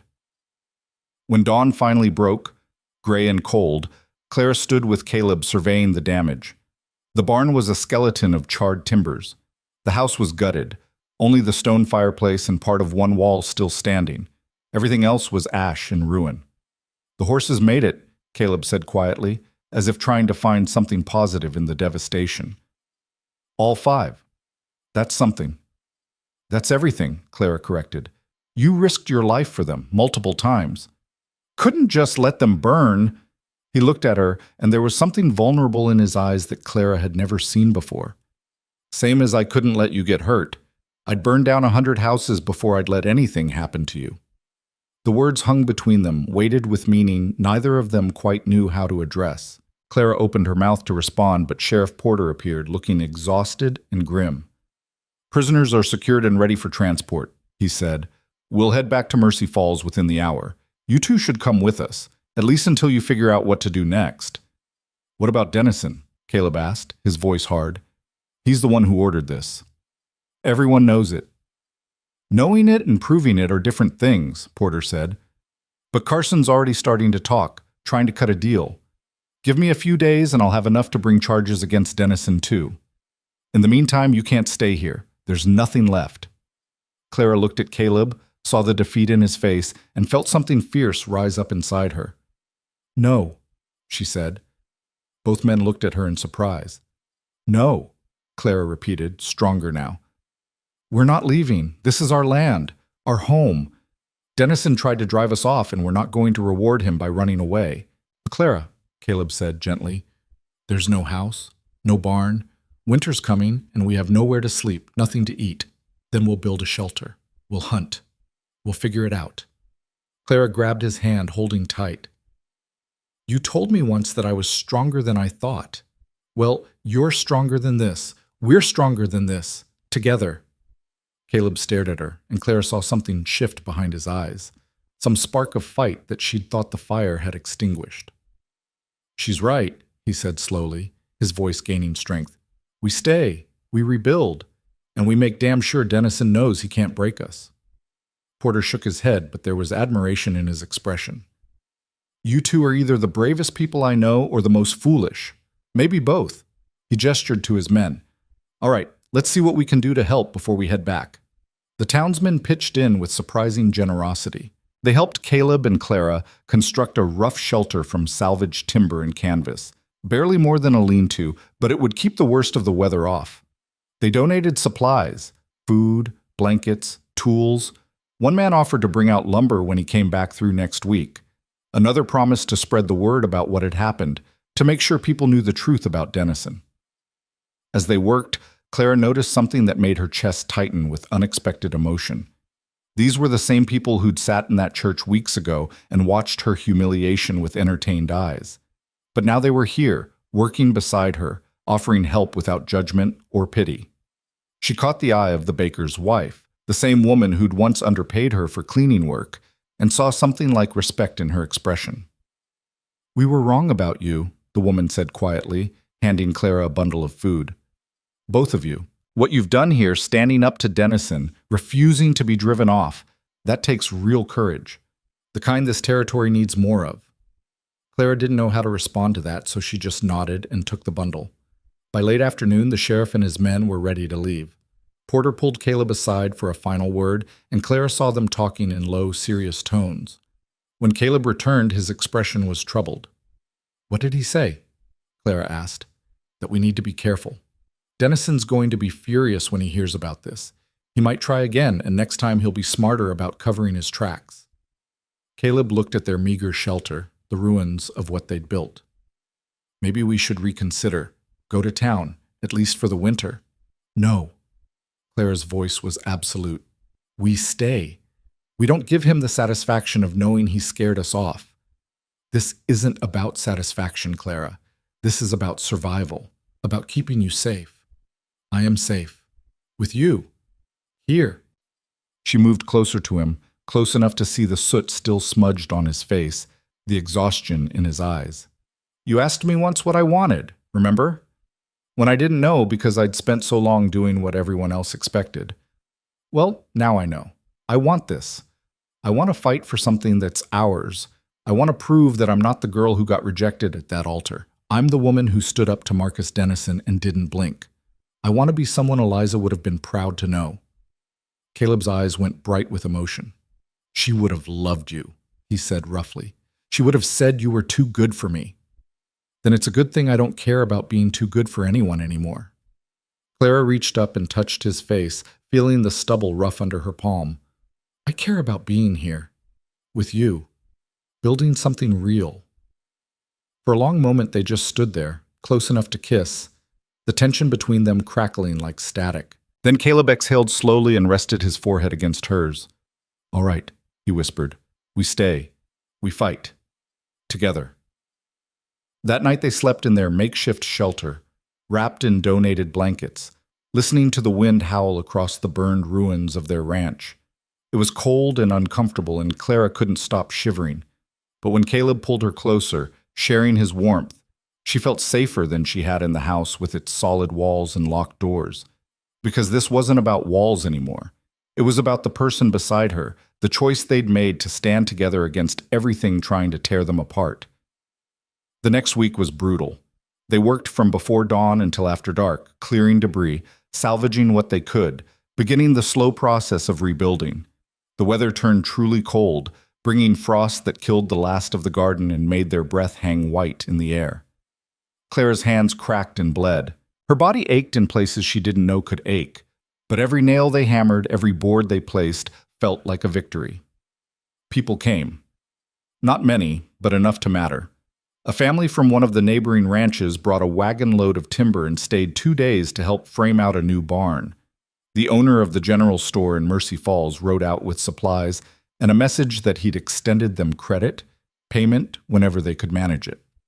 Even some of Dennison's own ranch hands appeared one evening, shamefaced and quiet, to help raise the walls on a new house. "We didn't know," one of them said to Caleb, "what he was planning. Most of us just work cattle. We don't hold with burning people out." Caleb had looked at them for a long moment, then nodded and handed them tools. They worked until midnight, then disappeared into the darkness as silently as they'd come. Through it all, Caleb was different, more open, more talkative, as if the fire had burned away some of his protective walls along with the buildings. He told Clara stories while they worked, about the war, about Kansas, about the years he'd spent drifting before finding this land.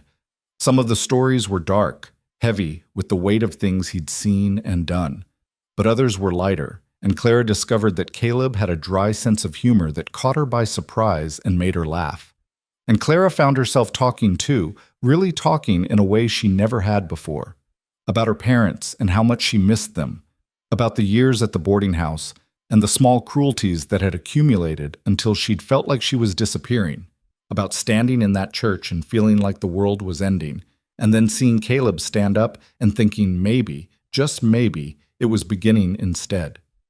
10 days after the fire, they had the frame of a small house standing, nothing like what they'd lost, but solid and true. That evening, as the sun set in shades of orange and gold, Caleb and Clara stood looking at what they'd built. "It's not much," Caleb said. "It's perfect," Clara countered. "It's ours. No one can take that away." Caleb turned to her, and in his eyes, Clara saw something that made her heart skip. "I need to tell you something," he said. "All right. When I stood up in that church, I told myself it was about Eliza, about not letting another woman be destroyed by circumstances beyond her control. And that was true, as far as it went." He paused, struggling with the words. "But there was more to it. When I saw you standing there, trying to hold yourself together while everyone laughed, I saw someone who refused to break, someone who had every right to crumble but chose to stand tall instead. And I thought if someone that strong could be brought to their knees by cruelty, then maybe the world was even more broken than I'd believed." Clara's throat tightened. "I wasn't strong. I was terrified." "You were both, and that's what real strength is, being terrified and doing it anyway." Caleb moved closer. "These past weeks, watching you work, watching you fight, watching you refuse to give up even when everything was burning down around us. Clara, you're the strongest person I know. And somewhere along the way, I stopped seeing you as the woman I saved and started seeing you as the woman who saved me." The words hit Clara like a physical force. "Caleb, I'm falling in love with you," he said simply. "Hell, maybe I already have. I know it's too soon. I know this isn't what either of us planned, but I can't keep pretending I don't feel it. Every time I look at you, every time you smile or laugh or face down another impossible challenge, I fall a little further." Clara felt tears burning in her eyes, but they weren't tears of sadness. They were something else entirely: joy, relief, recognition. "You want to know what I was thinking about when I stood in that creek with bullets flying over our heads?" "What?" "I was thinking that if I died right then, at least I'd die knowing I'd been brave, that I'd fought for something, that I'd found someone who saw me as more than what others decided I was worth." She reached up and cupped his face in both hands. "I was thinking that loving you was the easiest thing I'd ever done." Caleb's eyes went wide. "You love me?" "I love you," Clara confirmed, and saying it out loud felt like stepping off a cliff into open air, terrifying and exhilarating all at once. "I think I started falling for you the moment you told me I was worth more than their opinions. And every day since then, I've fallen a little further." For a heartbeat, they just stared at each other, the magnitude of what they'd admitted hanging between them. Then Caleb kissed her, and it was nothing like the chaste peck at their wedding. It was fierce and desperate and full of everything they'd been holding back. Clara kissed him back with equal intensity, her fingers tangling in his hair, her body pressed against his. When they finally broke apart, both breathing hard, Caleb rested his forehead against hers. "We should probably talk about this," he said. "Probably," Clara agreed. "Or we could just keep doing that instead." Caleb laughed, a real laugh full of genuine joy, and kissed her again. This time it was slower, sweeter, a promise instead of a question. When they separated, he took her hand and led her toward their incomplete house, toward the future they were building together one board at a time. That night, in their shelter beneath the stars, Caleb held Clara close and they talked about everything and nothing. About the house they'd build, bigger than before with a real bedroom and a proper kitchen. About expanding the herd come spring. About breaking more horses. About all the dreams they hadn't dared to dream alone. And later, when words gave way to touch, when clothes fell away and they came together with a tenderness that spoke of new beginnings, Clara finally understood what home really meant. It wasn't a building, it wasn't a place, it was this, lying in the arms of someone who saw all of her, broken pieces and sharp edges included, and loved her anyway. Someone she could be brave with, vulnerable with, whole with. As Clara drifted toward sleep, warm and safe despite the cold wind outside, she thought about that girl who'd walked down the church aisle 6 weeks ago. That girl would never have believed she'd end up here. Homeless but hopeful, poor but in love, facing down a powerful enemy with nothing but determination and the man beside her. But that girl had been stronger than she knew, and she'd become someone even stronger. Tomorrow would bring more work, more challenges, probably more danger from Dennison. But tonight, wrapped in Caleb's arms, Clara wasn't afraid of any of it. Whatever came next, they'd face it together. And that made all the difference. The news reached them 3 weeks later, delivered by Sheriff Porter himself, who rode out on a morning so cold the creek had started to freeze at its edges. Clara saw him coming from where she stood on the roof of their new house, hammering shingles into place, and her stomach tightened with familiar anxiety. But when Porter dismounted, she saw satisfaction written across his weathered face, not worry. "Got something you'll want to hear," he called up to her. Caleb emerged from the half-finished barn, hammer in hand, his breath misting white in the December air. Clara climbed down carefully, her fingers stiff with cold, and joined them in the yard where the first real snow of winter was beginning to fall in lazy flakes. "Carson broke," Porter said without preamble. "Told us everything. Names, dates, who paid what." Dennison's been running intimidation schemes across 3 territories for years, burning out small ranchers who won't sell, running off homesteaders, bribing land officials. It's bigger than we thought. Clara felt Caleb tense beside her. And the territorial marshal arrived yesterday with federal warrants. They arrested Dennison this morning. Porter's grin was fierce. He's going to trial in the Capitol. With the evidence Carson provided, plus testimony from a dozen other ranchers who were too scared to speak up before, he's looking at 20 years minimum, maybe more. Clara's knees went weak. She grabbed Caleb's arm to steady herself. "It's over? Really over?" "His operation is finished. His ranch is being seized as part of the criminal proceedings. Turned out most of it was obtained through fraud and coercion anyway. The land's going to be redistributed to the people he stole it from." Porter looked at them both seriously. "You two started something when you refused to be intimidated. Other people saw that and found their own courage. This whole territory owes you a debt." "We don't want thanks," Caleb said quietly. "We just want to be left alone to build our life." "I know, but you're going to get thanks anyway." Porter pulled an envelope from his coat. The town council voted unanimously. "This is a formal apology for what happened at your wedding, Clara, and a grant to help rebuild what was destroyed in the fire. $500. It's not enough, but it's a start." Clara stared at the envelope, unable to process what she was hearing. $500 was more money than she'd seen in her entire life. We can't." "You can, and you will," Porter said firmly. "What happened to you in that church was wrong. The whole town shares that shame. Let us make it right, at least a little bit." After Porter left, Clara and Caleb stood in the falling snow, the envelope between them feeling impossibly heavy. "This changes everything," Clara said softly. "Does it?" Caleb looked at their half-built house, their salvaged barn, the life they were constructing from ashes and stubborn will. "We were going to make it anyway. This just means it'll be a little easier. You really believe that? That we would have been all right without this? He turned to her, snowflakes catching in his dark hair, his gray eyes steady and sure. I know it. Because being all right was never about money or buildings or what other people thought of us. It was about this. He gestured between them. You and me, choosing each other every single day. That's what matters. Clara felt her throat tighten with emotion. Even now, months after that disastrous wedding, Caleb could still surprise her with his certainty in what they'd built together. I love you, she said, and the words still felt new and precious on her tongue. I love you too. He pulled her close, sheltering her from the snow. Now let's finish this house before we freeze to death. With the grant money, they purchased proper lumber and supplies. The work went faster with quality materials, and by Christmas they had a real house, small but solid, with a bedroom they finally didn't have to share with drafts and cold. Clara hung curtains she'd sewn herself and arranged the few pieces of furniture they'd built. It wasn't much compared to what they'd lost, but it felt like more because every board, every nail, every carefully chosen detail represented their choice to stay, to fight, to build something better from the ruins. On Christmas morning, Clara woke to find Caleb already up, stoking the fire in their new stone hearth.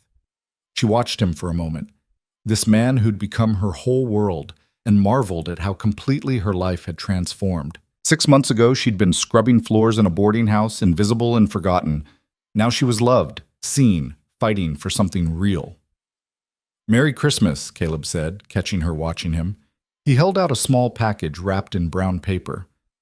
I know we said we weren't doing gifts, but... Clara took the package with trembling fingers and unwrapped it to find a carved wooden horse, no bigger than her palm, every detail rendered with exquisite care. The same one she'd seen him whittling that night after the storm, the night they'd first really talked. I finished it weeks ago, Caleb admitted. Been waiting for the right time to give it to you. It's not much.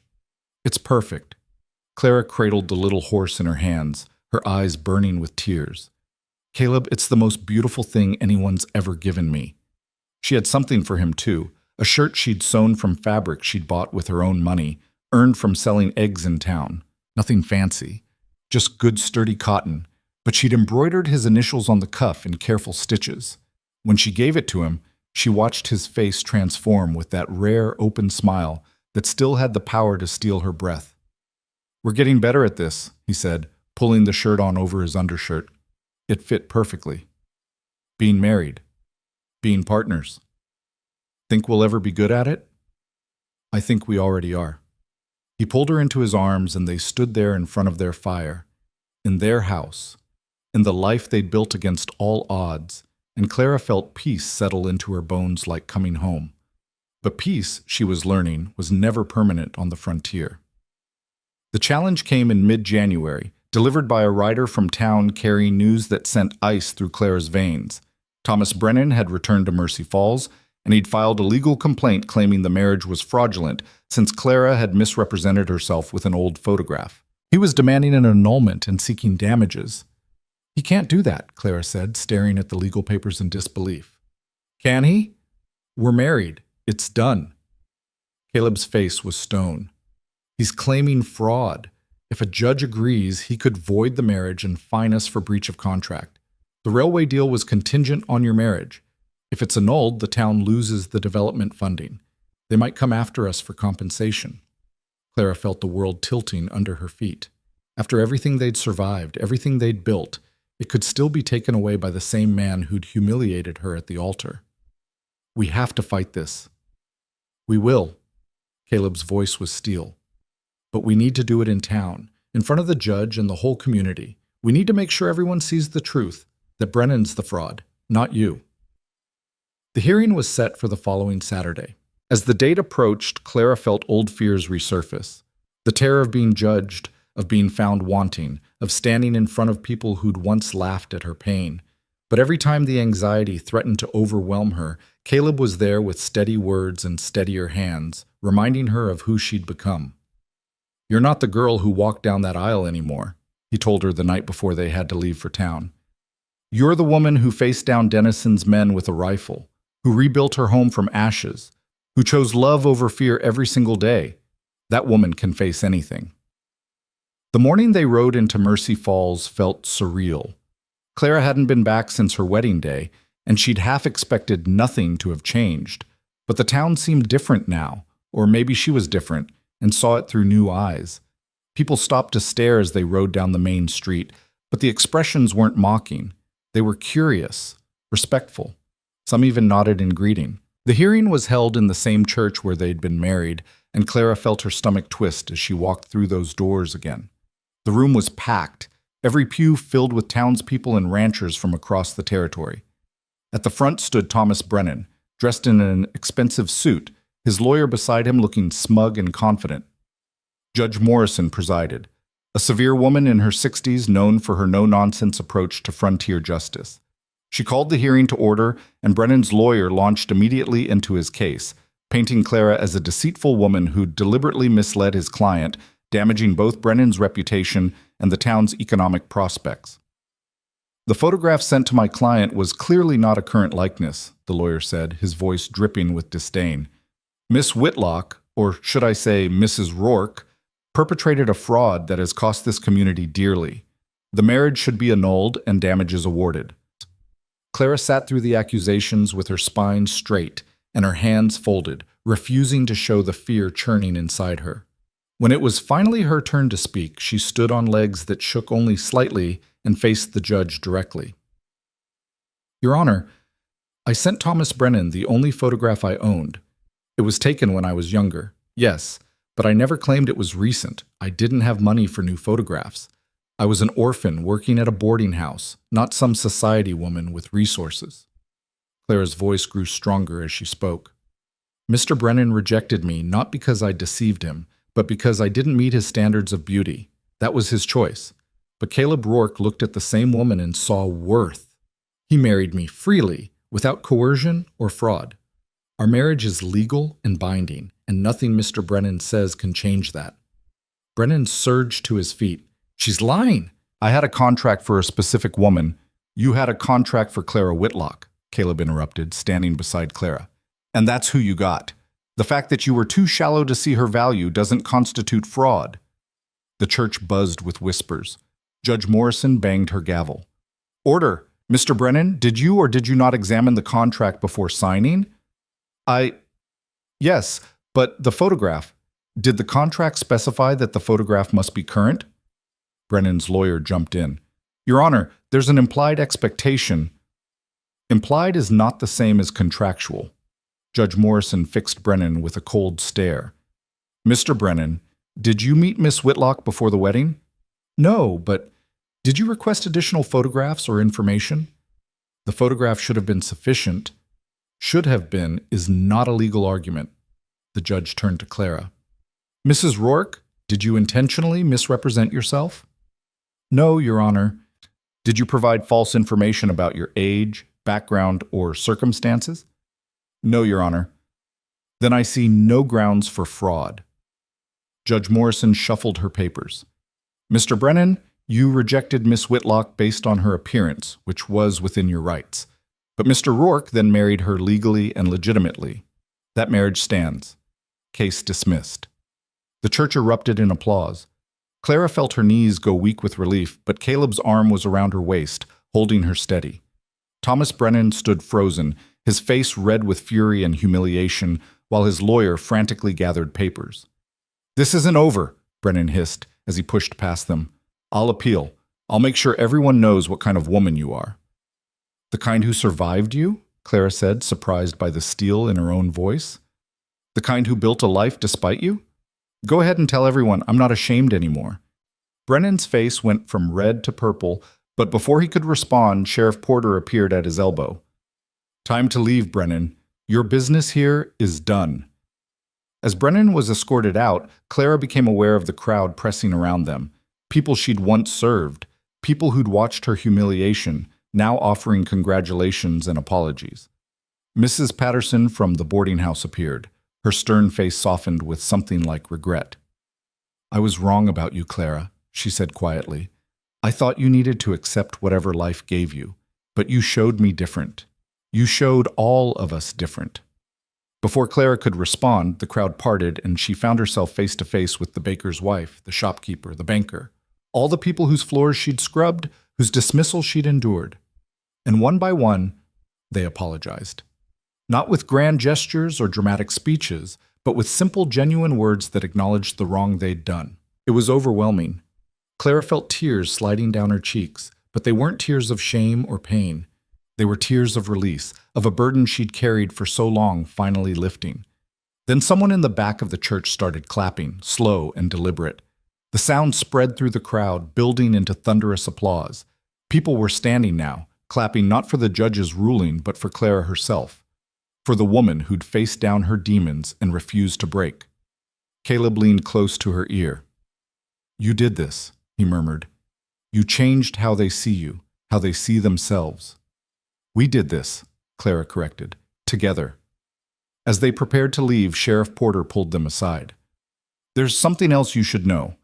The territorial governor reviewed the railway development plans. With Dennison's criminal enterprises exposed and Brennan's reputation in tatters, the railway's moving forward on a different model, community investment instead of single sponsor backing.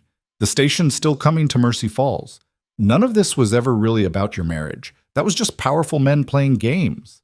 Clara absorbed this information, feeling the final piece of the puzzle fall into place.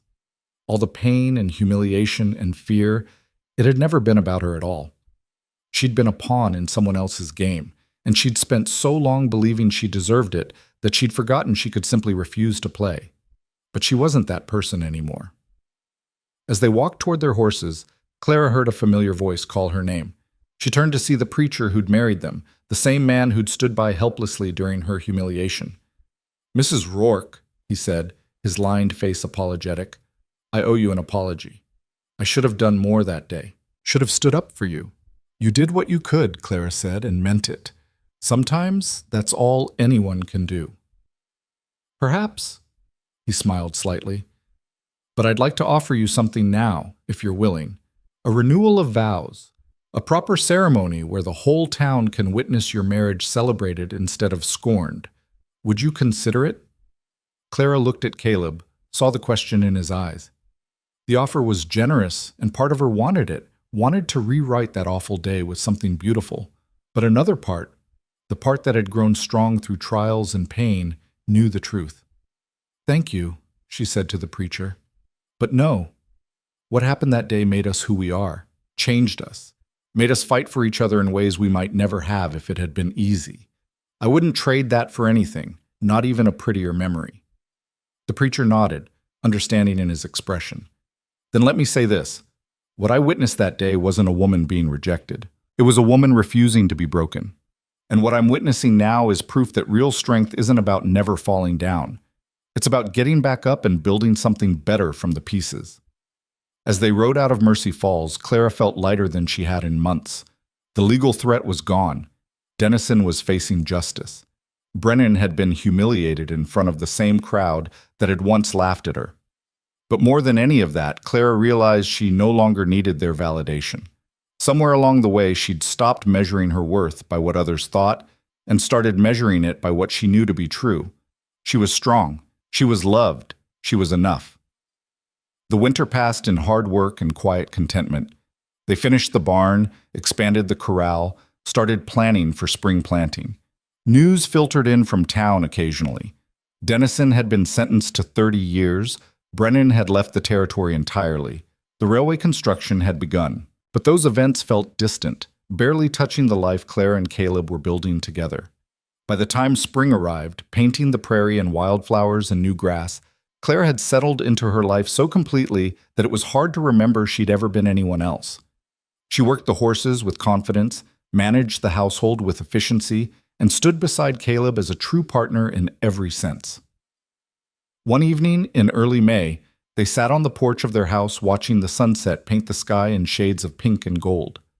Clara's hand rested on her stomach, feeling the first small flutter of the life growing there, a secret she'd been holding for 2 weeks, waiting for the right moment to share.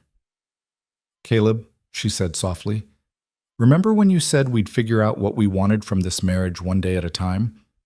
I remember. He looked at her, and there was such love in his eyes that it still sometimes took her breath away. I think I know what I want now, what we're building toward. She took his hand and placed it on her stomach. I'm pregnant. We're going to have a baby. Caleb went very still, his hand warm against her through the fabric of her dress.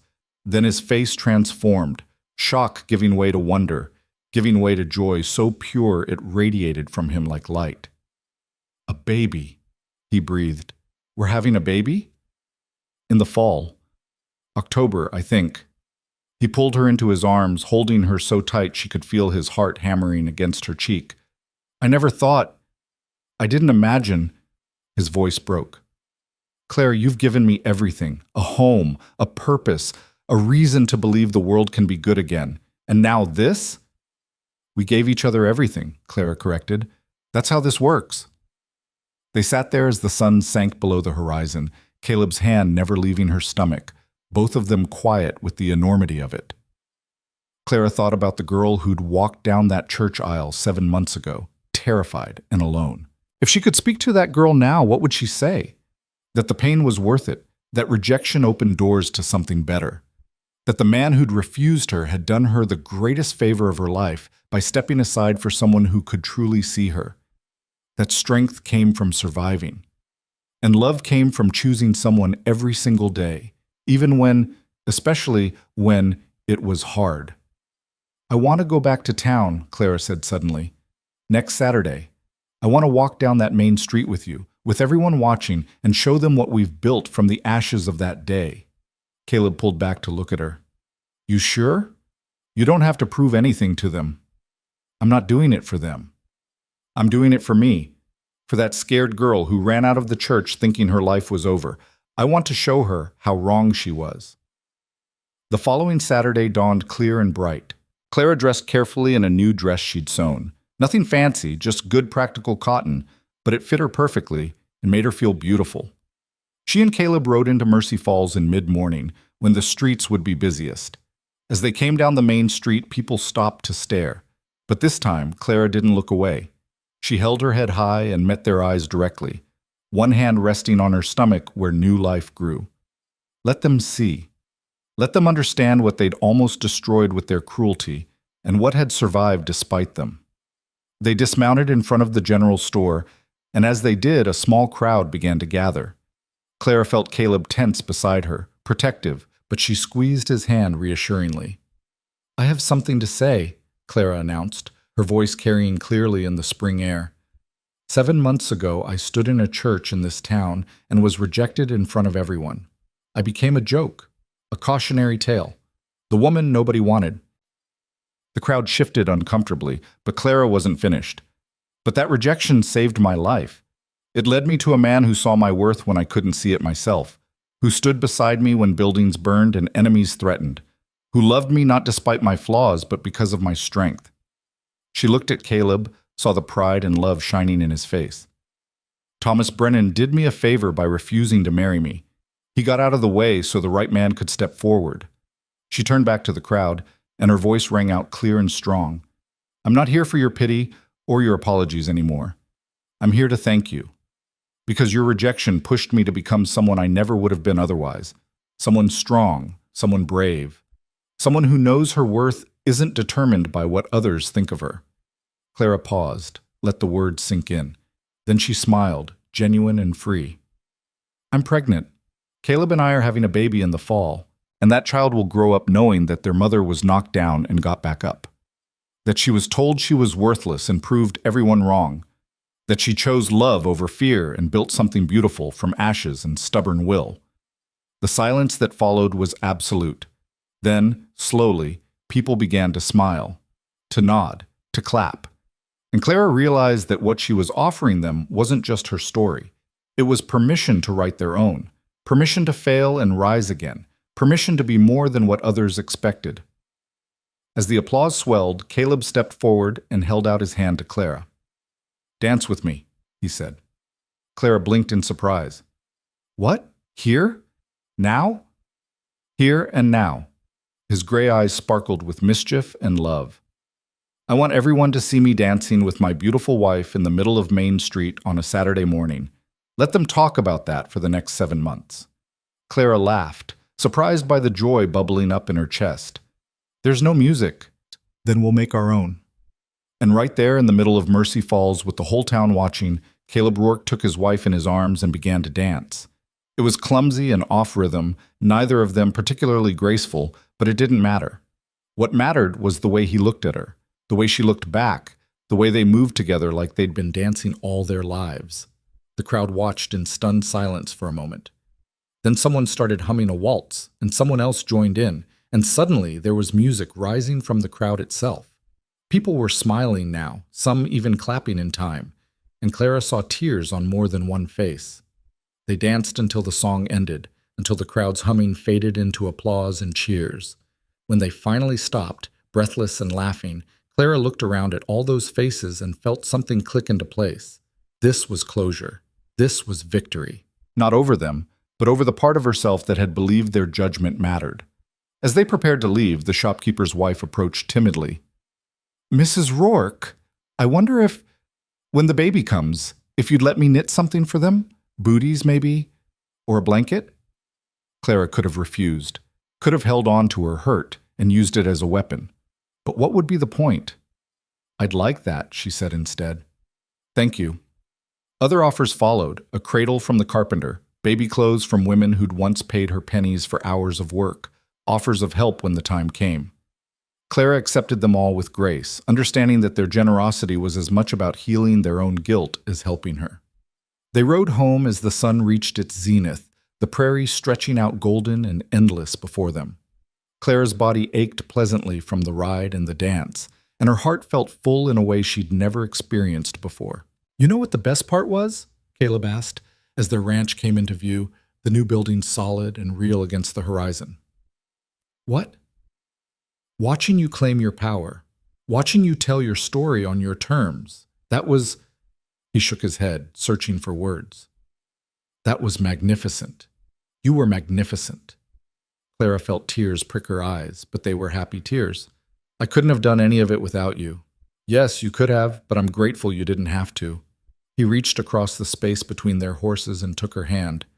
Whatever comes next, raising our child, building this ranch, facing whatever challenges the territory throws at us, we face it together. Deal?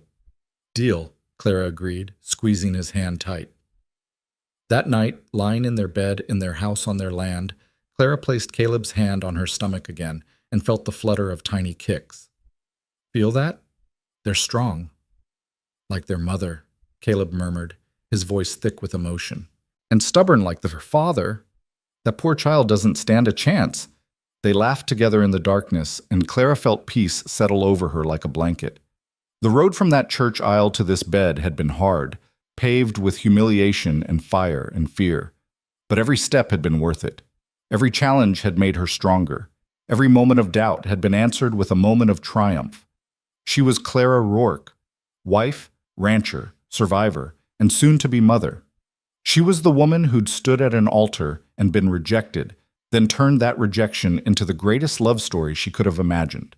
She was proof that your worst moment could become your best beginning, if you were brave enough to keep going. As Clara drifted towards sleep, wrapped in Caleb's arms with their child growing between them and their future stretching out full of possibility, she smiled. Because she'd learned the most important lesson of all. Worth wasn't something other people gave you. It was something you claimed for yourself, one brave choice at a time. And once you understood that, once you truly believed it, nothing could take it away. Not rejection, not fire, not cruel men or cruel circumstances. Nothing. Clara Whitlock had walked into that church a forgotten orphan with no prospects and no hope. Clara Rourke fell asleep a beloved wife with a home, a partner, a child on the way, and a future she'd fought for with every ounce of strength she possessed. And in the morning, she'd wake up and fight for it again. Not because she had to, but because it was hers. Because she'd chosen it. Because love wasn't something that happened to you. It was something you built, one day, one choice, one act of courage at a time. That was the truth she'd carry with her for the rest of her life. The truth she'd teach her children and their children after them. You are worth exactly what you decide you're worth. And no one, not a cruel groom, not a vindictive rancher, Not a whole town full of judgment can take that away unless you let them. Clara Rourke would never let them again, would never let them again, would never let them again, would never let them again, would never let them again, would never let them again, would never let them again, would never let them again, would never let